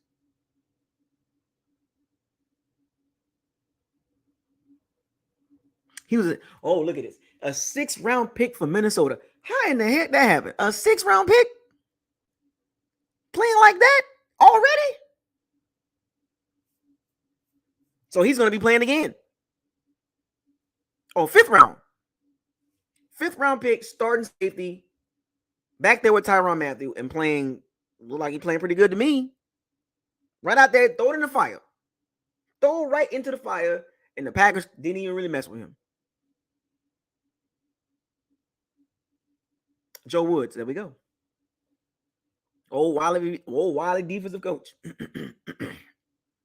Rookie, 5th-round pick, back there playing like, who is that guy? When I was watching the game the other day, I'm like, who is that guy? Why are they not throwing at him? So, it's interesting though. So the Bucs have opportunities. It's just that they got to challenge themselves offensively. Have some willpower. Have some cojones. Don't be scared of Demario Davis and Pete Warner in the middle of the field.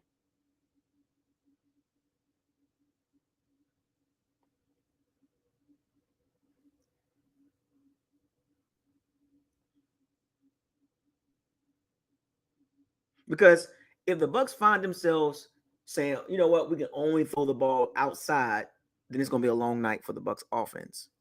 And as I transition over to the Bucs O-line and running game, Now that I'm off the receivers, the quarterback, and the tight ends, the biggest issue I'm have with the Bucs right now is the line and the run game. We know how this works, folks. History shows in games like this, if you can't run the ball, you in trouble. It's almost like, dang it, even if the Bucs can't run the ball, still run the ball. You feel me? Even if you can't run the ball, still run the ball, because you got to protect the quarterback. Because Green Bay was still running the ball. And then it took them a while to figure it out, but running the ball gives you an opportunity to figure things out. Whether you want to be aggressive. When the Packers got aggressive, let's talk about the fourth quarter that the Bucs can take from that fourth quarter from the Packers. Going after 27, yes, they got a couple of pass interference calls that helped them down the field, but they was aggressive.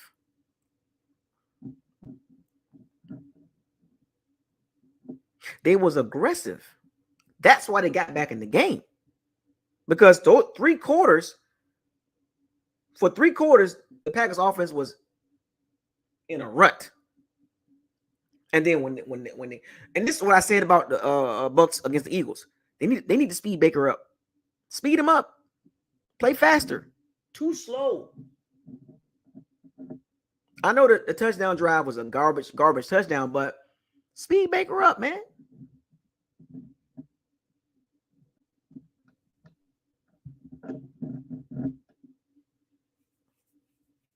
The Bucs need to play faster. And know when to play fast. So let's just say on a 2nd and 7, they pick up 12 yards. Get on the ball. Get on the ball and push the pace.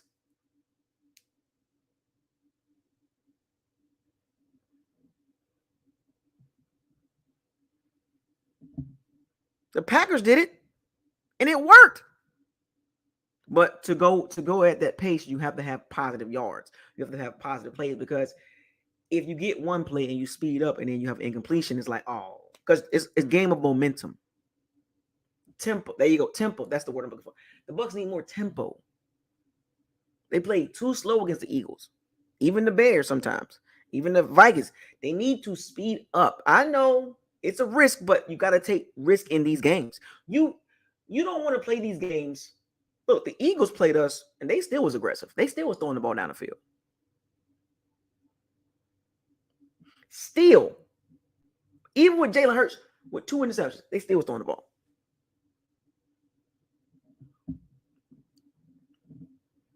At any chance the Bucs get to be aggressive with tempo, do it. You ain't got time to be waiting until the fourth quarter. This not that type of game.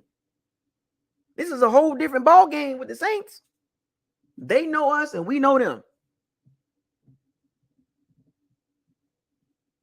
You think the Bucs gonna score 18 points in the fourth quarter against the Saints defense? It can happen, sure, but the history don't say it.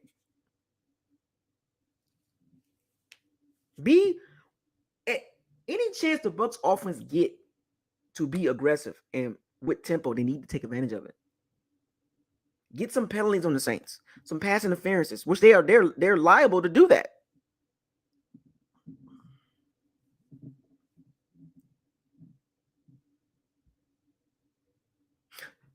When you look at the Bucs offense, up until this point, they're not explosive.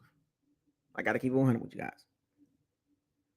The reason being is, for one, they are a one-man target machine right now.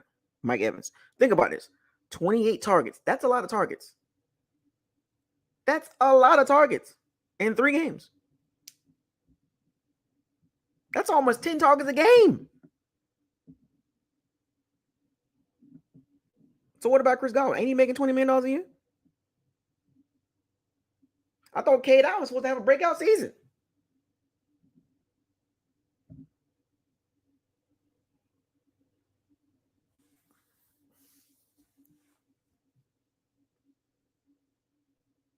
The only way this is going to work for the Bucs offensively is that freaking O-line, specifically in the interior. And when you look at the Saints interior, They're playing well, and they're getting pressure. And old Wiley Cam Jordan still getting back there. He's not getting a lot of sacks. I think he got what? He got 2 sacks, 2.5 sacks, or what? 1.5. But he getting pressure though. And Cam Jordan at this point of his career, you don't have a lot of moves. He never was a quick twitchy guy. He's just strong, and he can play the run, folks. We Bucs fans know this. Cam Jordan can play the run with the best of them. Even at he like 34, and he's still getting pressure. What somebody mentioned it earlier. 11 pressures. 11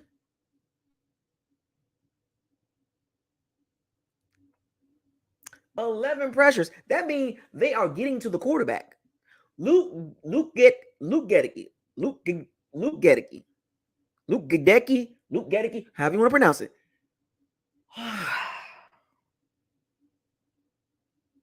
Okay.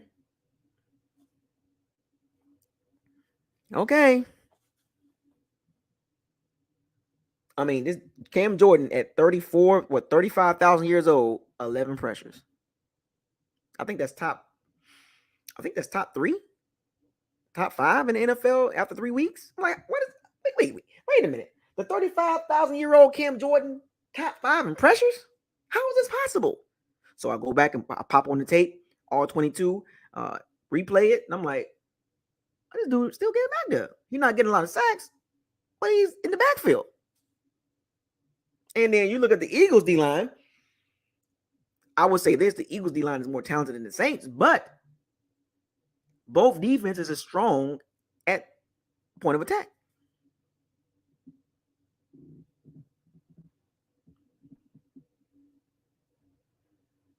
So this is the second game in a row the Bucs are playing a competent or an above average defense. And we already saw one game under the box. We got one game under the box. Checking the box. It didn't look good. Probability versus possibility. The Bucs O-line has not played well against the Saints for quite some time. That trend most likely is going to continue.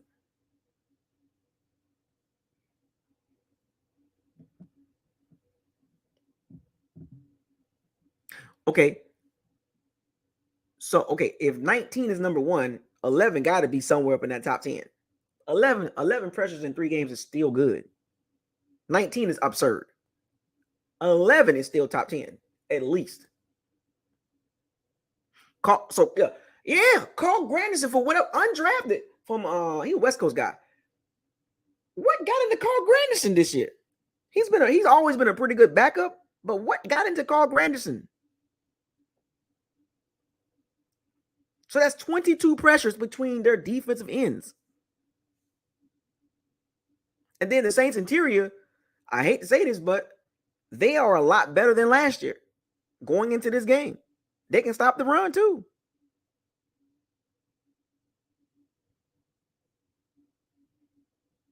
Now, I understand Carl Granderson has been doing this thing, but he's going against Tristan Wirfs, so you can X him out.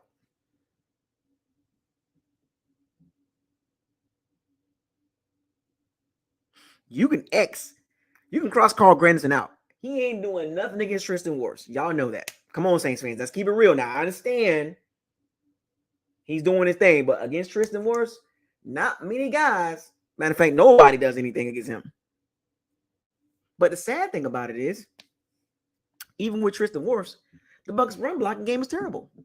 How is that possible? Can anybody explain to me why the Bucs O-line with an all-pro left tackle is still below average? Still bottom 10. Can anybody explain that part to me? Because the Saints D-line is strong. That rookie Brian Bracy, or whatever, Bracy, whatever you want to call it, he looks pretty decent. The boy got some moves for a defensive tackle. He was the number 1 recruit out of high school. Played for Clemson. I watched him. Man, I talked about him in my pre-draft. Talking about D lineman. I talked about him. He started to play up. He's starting to play. This is why I look at Logan Hall and I'll be like, God dang it, did we miss? I look at Brian Breesy and I'm like, why does he look better than Logan Hall? Why does Keanu Benton look better than Logan Hall? Travis Jones look better than Logan Hall. Zach Pickens look better than Logan Hall. Carl Brooks look better than Logan Hall. Why is this? What is going on here?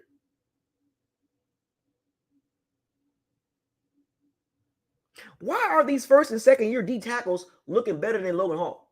Can anybody explain that to me? Like, what is the deal? Devontae Wyatt. Like, what in the heck is going on? I hate to talk about Logan Hall, but I'm just saying. I'm punching the wall right now. I'm looking at these first and second year D tackles. I'm like, man, hold up.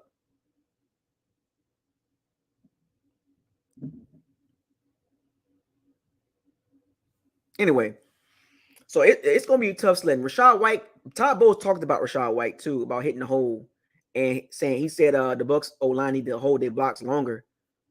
Rachaad White got to hit the hole. He got to hit the hole, man. You got to get the hole. Rachaad White, when he get that ball, he got to be more decisive because that O-line is not good enough to sustain blocks.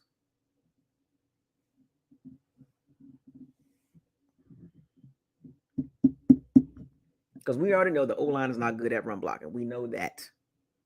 Even with an all-pro left tackle, top 5 left tackle, the Bucs O-line still trash. We can't even bomb that bit. We can't even bomb that bit because the O-line is just not consistent enough. Every now and then they'll block pretty decent, but for the whole game, trash. Bucs running game, trash. Matter of fact, let me say it like this. The Bucs running game, run blocking, run game, Rachaad White, right now, it's not crispy, man. It's not crispy, man.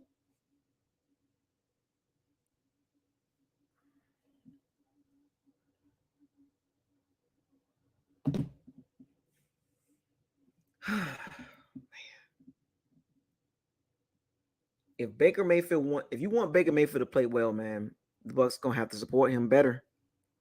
Drop balls, route running, run blocking, pass blocking.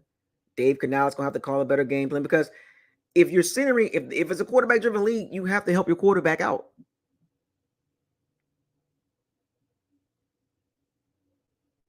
You're gonna have to help the quarterback out if you want Baker Mayfield to succeed, and we all want him to succeed. But he's gonna look he's the worse that O-line is, the more terrible he's gonna look. He's already got question marks already with him just by himself. So if you can't protect Baker Mayfield, whatever he's not good in is going to look much worse.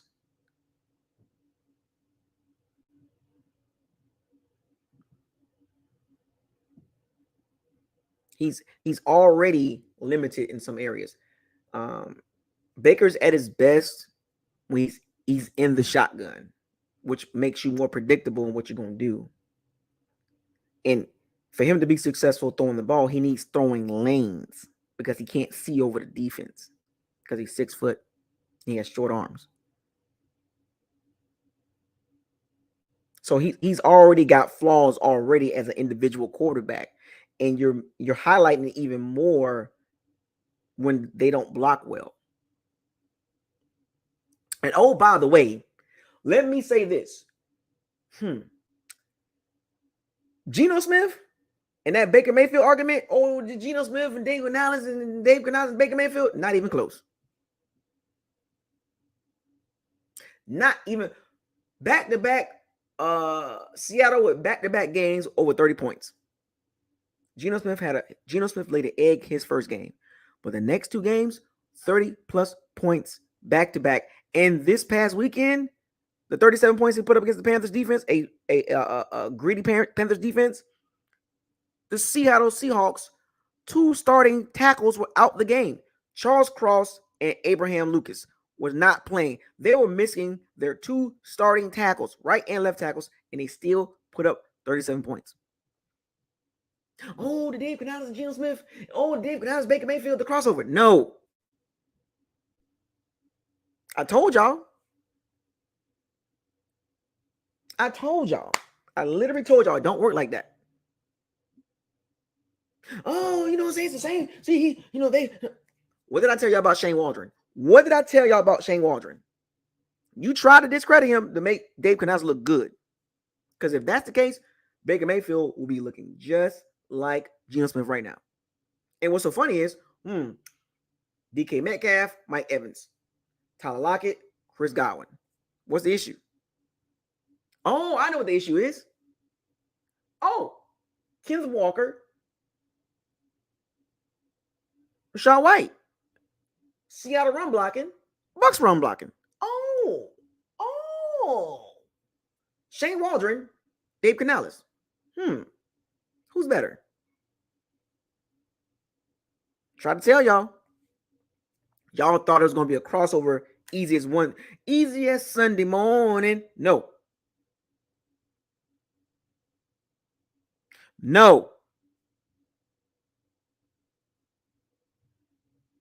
Seattle run game is better than the Bucs run game.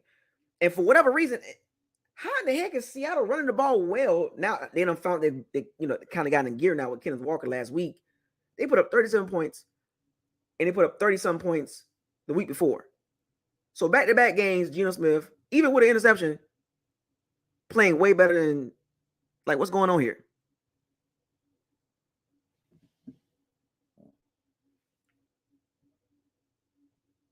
I'm just saying. Go look at Geno Smith's numbers the last two games and tell me, look at Geno Smith, look at Baker Mayfield.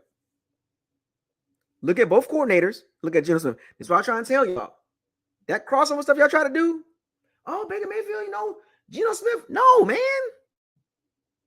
No. So going into this game, if you want Baker Mayfield at his highest peak, because remember, Baker Mayfield, his ceiling is not high. Or matter of fact, he has a high floor but a low ceiling, if that makes sense. So if you in your house right now, your apartment, your condo, your townhome right now, you're standing on the floor right now, take a look up at your ceiling and bring that ceiling all the way down past your neck. And you take your floor and you leave it right where it's at. If you want peak Baker Mayfield, the Bucs running game and O-line needs to play out of their freaking mind this game.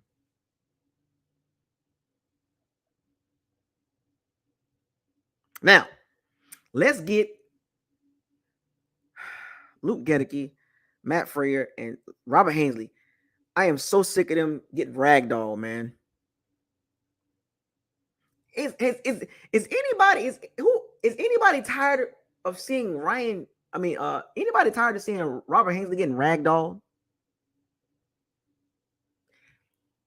There was one play, they were double teaming Jalen Carter, and he was ragdogging Hainsley with his right arm, and Aaron Stinnie was trying to block Jalen Carter, and he split that, and he had Hainsley falling all over the place. I'm like, Robert Hainsley, what is the issue with you, bruh?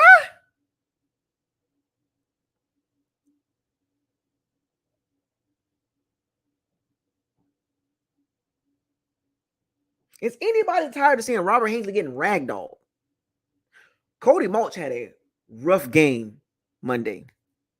Luke Gedeke, he was non-factor. Matt Freer, what is Matt Freer doing?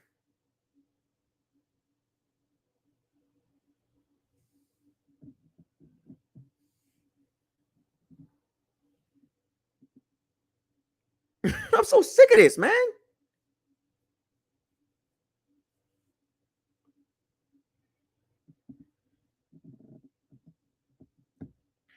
Anyway, they got to play better. It's going to be tough. It's going to be tough.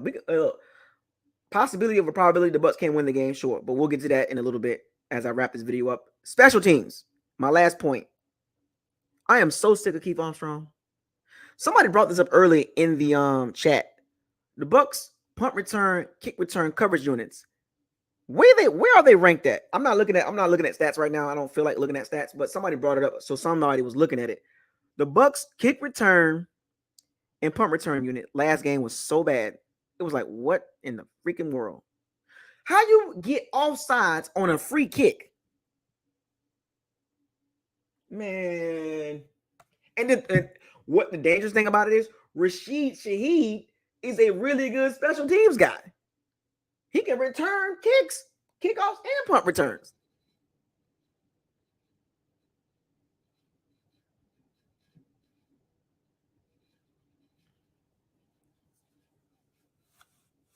They talked about that, Jason. Jason Light's track record of drafting running backs has been abysmal. Terrible. Terrible. Tight ends and running backs. Terrible. Oh my goodness. Terrible. And he's actually drafted one good old lineman, Tristan Wirfs. Two. Tristan Wirfs and Ali Marpet. He's only drafted two really good linemen. Terrible at running back, terrible at tight end. Terrible.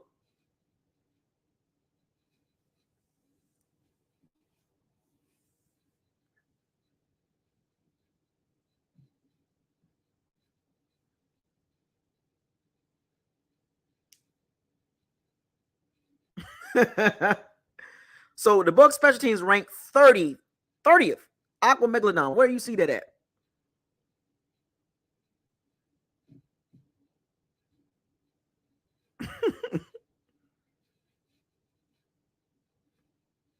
Matter of fact, has Jason Light drafted an all-pro D lineman?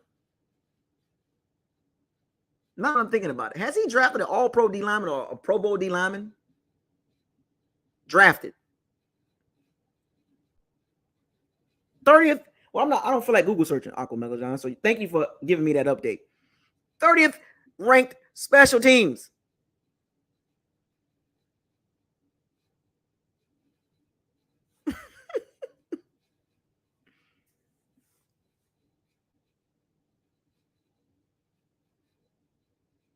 I mean, can we get anything out of special teams? Can we get a drop of water? Can anybody do anything on special? Punt return, kick return, cover correctly, offsides on a free kick? What are we doing? Oh, that was going into the season. What about ranked now? Can anybody look that up right now? What is the Bucs special teams ranked? What's their overall rank? Don't give me no PFF crap. Give me Football Outsiders or the other people. Next Gen Stat. Give me that. Give me the DVOA. Give me the DVOA. DVOA. Give me that. The Bucs kick return, punt return, coverage units. Kick return, punt return, nerves. I am so worried about the Bucs special teams, man. I am so worried because we got to deal with another team with a good special teams returner. We saw that Monday, Britton Covey and Allen. Like, what are we doing? Jake Kamada, chill out with out kicking your coverage, man.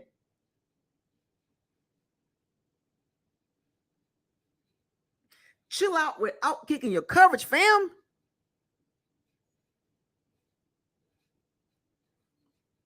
Jake Kamada is a beast of a punter. But good God, man, every kick ain't got to be, I'm trying to kick it out of the stadium.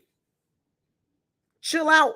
If the Bucs go 3 and out and they got the ball on their 17-yard line and you're punting, it ain't got to be 70 yards, man. You out kicking the coverage, fam. You actually playing a role of hurting the punt return unit and the kick return units because you don't know how to place the ball. He needs to get more accurate and know when to boot the ball and when not to boot the ball. You feel me?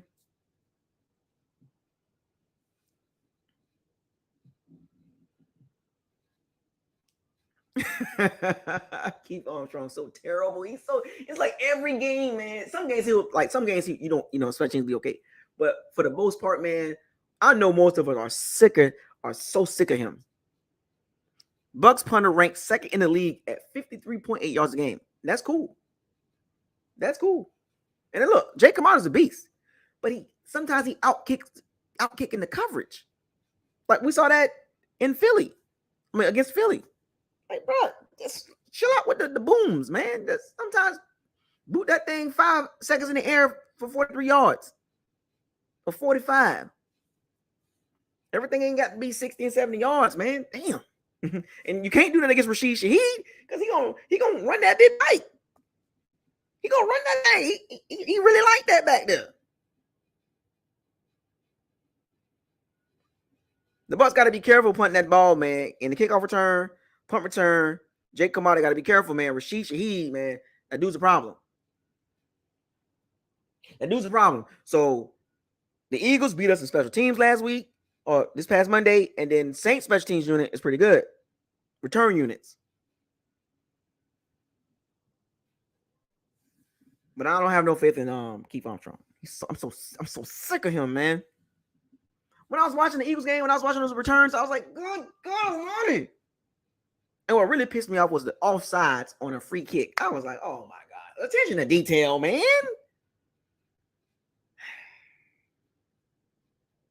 I don't know, folks. What's your predictions? As I wrap this video up, I talked about offense. I talked about defense. I talked about special teams. I even talked about the coaches. Dennis Allen and Todd Bowles. But you know it always comes down to coaching. Neither one of those coaches are world beaters, to be honest with you. You know what I'm saying? Neither one of those coaches are elite, nowhere near it. They're meh at best. Both of them. They both make head-scratching decisions. Dennis Allen shows a little bit more personality and a little more hype and more like into it, more emotion. Todd Bowles is a dry erase board. It's like, dude, man, show some type of emotion, man.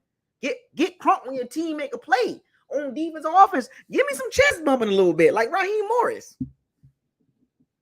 Give me some chest bumping. The Younganeers. What they called them back in the day? Was Raheem was the Younganeers?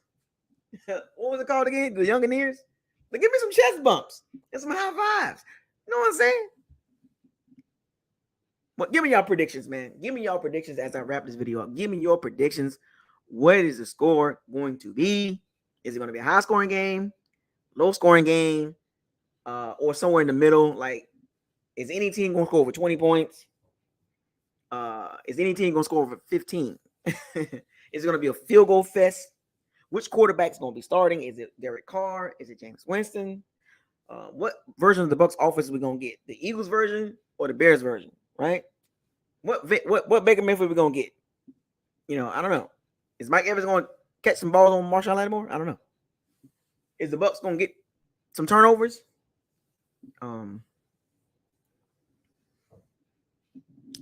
So I see. So we got 20-17, 24-14. So who? 24 points? The Saints? Oh, wow. On Bucs defense? Okay. No? Okay. 28-14, 20-3. 17-10 Saints, 28-17 Bucs. Okay, I got you on that one. 11-9 Saints.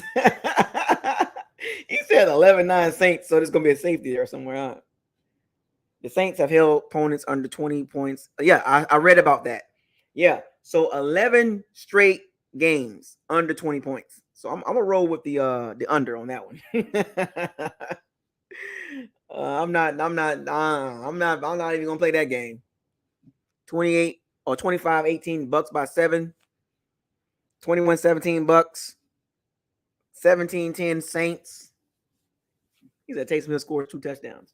Taysom Hill, so hyped up by the Saints fans. 20-17 Bucs. Jacko, I agree with. I agree, Jacko. I agree. 20-17 Bucs. 13-6 Bucs.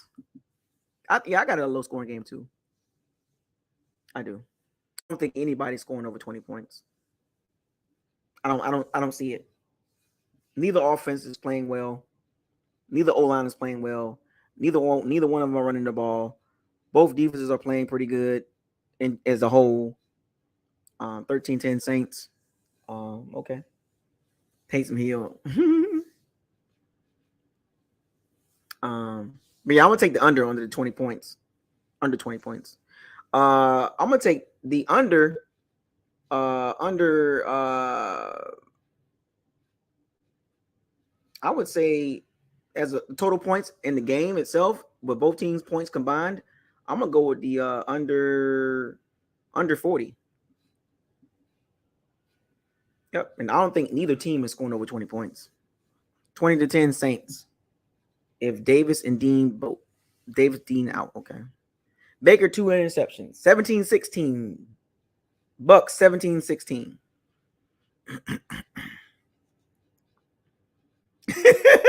That takes a fuel package. 17-16 Saints. All right, so here's my score prediction as I wrap this video up. I got, well, if anybody watched my my schedule prediction, just go back and watch that video. But this is the this is the breakdown of the game. I got the Saints winning at home 13-10 in a tough, rugged game. Field goals, maybe a touchdown, both teams. But I got it 13-10. It's just going to be a dogfight. Anybody want to put some money on Mike Evans and Lattimore fighting? Anybody going to put some money on that? But yeah, I got the Saints winning 13-10 and a dogfight. It's going to be, a lot of punts, a lot of head scratching, play calling from both teams. You know, it's going to be a lot of 3 and outs. Neither team going to be able to run the ball. It's going to be a struggle, folks. It's going to be an ugly game. It's going to be an ugly game. Ugly. Round 5. Fight. But yeah, it's going to be an ugly game, folks. Ugly. Ugly game. Yeah, Kamara is back. He come back this game. He come back. So he's going to be fresh, but that's not going to matter. Kamara has not done well against the Bucs. Like, he's not really like that against the Bucs. For whatever reason, we just know how to play him. Other teams don't. Anyway, shouts out to all the Pirates of Sea Bandits. Thank you for joining this episode of Locker Room Talk, Bucs versus Saints preview. You know what I'm saying? Here we are. Divisional game. You know what it is. We don't like them. They don't like us. I'll be at the game. I haven't even got my ticket yet, but I'll be at the game though. I'll find me a ticket, whether it's $200, $250. I'm not going to spend over $250 on the ticket. But if they don't have any tickets available, I don't want to sit way up. I don't like sitting nosebleeds in games like this. But anywhere between $175, $250, find me a ticket. I'm pretty sure I'll find me a ticket in the 200s, 170s, maybe the 300s. I might get a suite. I don't know. Yeah. But I'm gonna be there. With that being said, fire those cannons, seize the day, raise the flag, hashtag, what are we doing? Hashtag, divisional game, hashtag, probability of a possibility, hashtag, reality over optimism, hashtag, why? Hashtag, don't get mad at me. I don't play the game. I just talk about it. Hashtag facts over feelings, please. Hashtag stay humble. Hashtag shake and bake.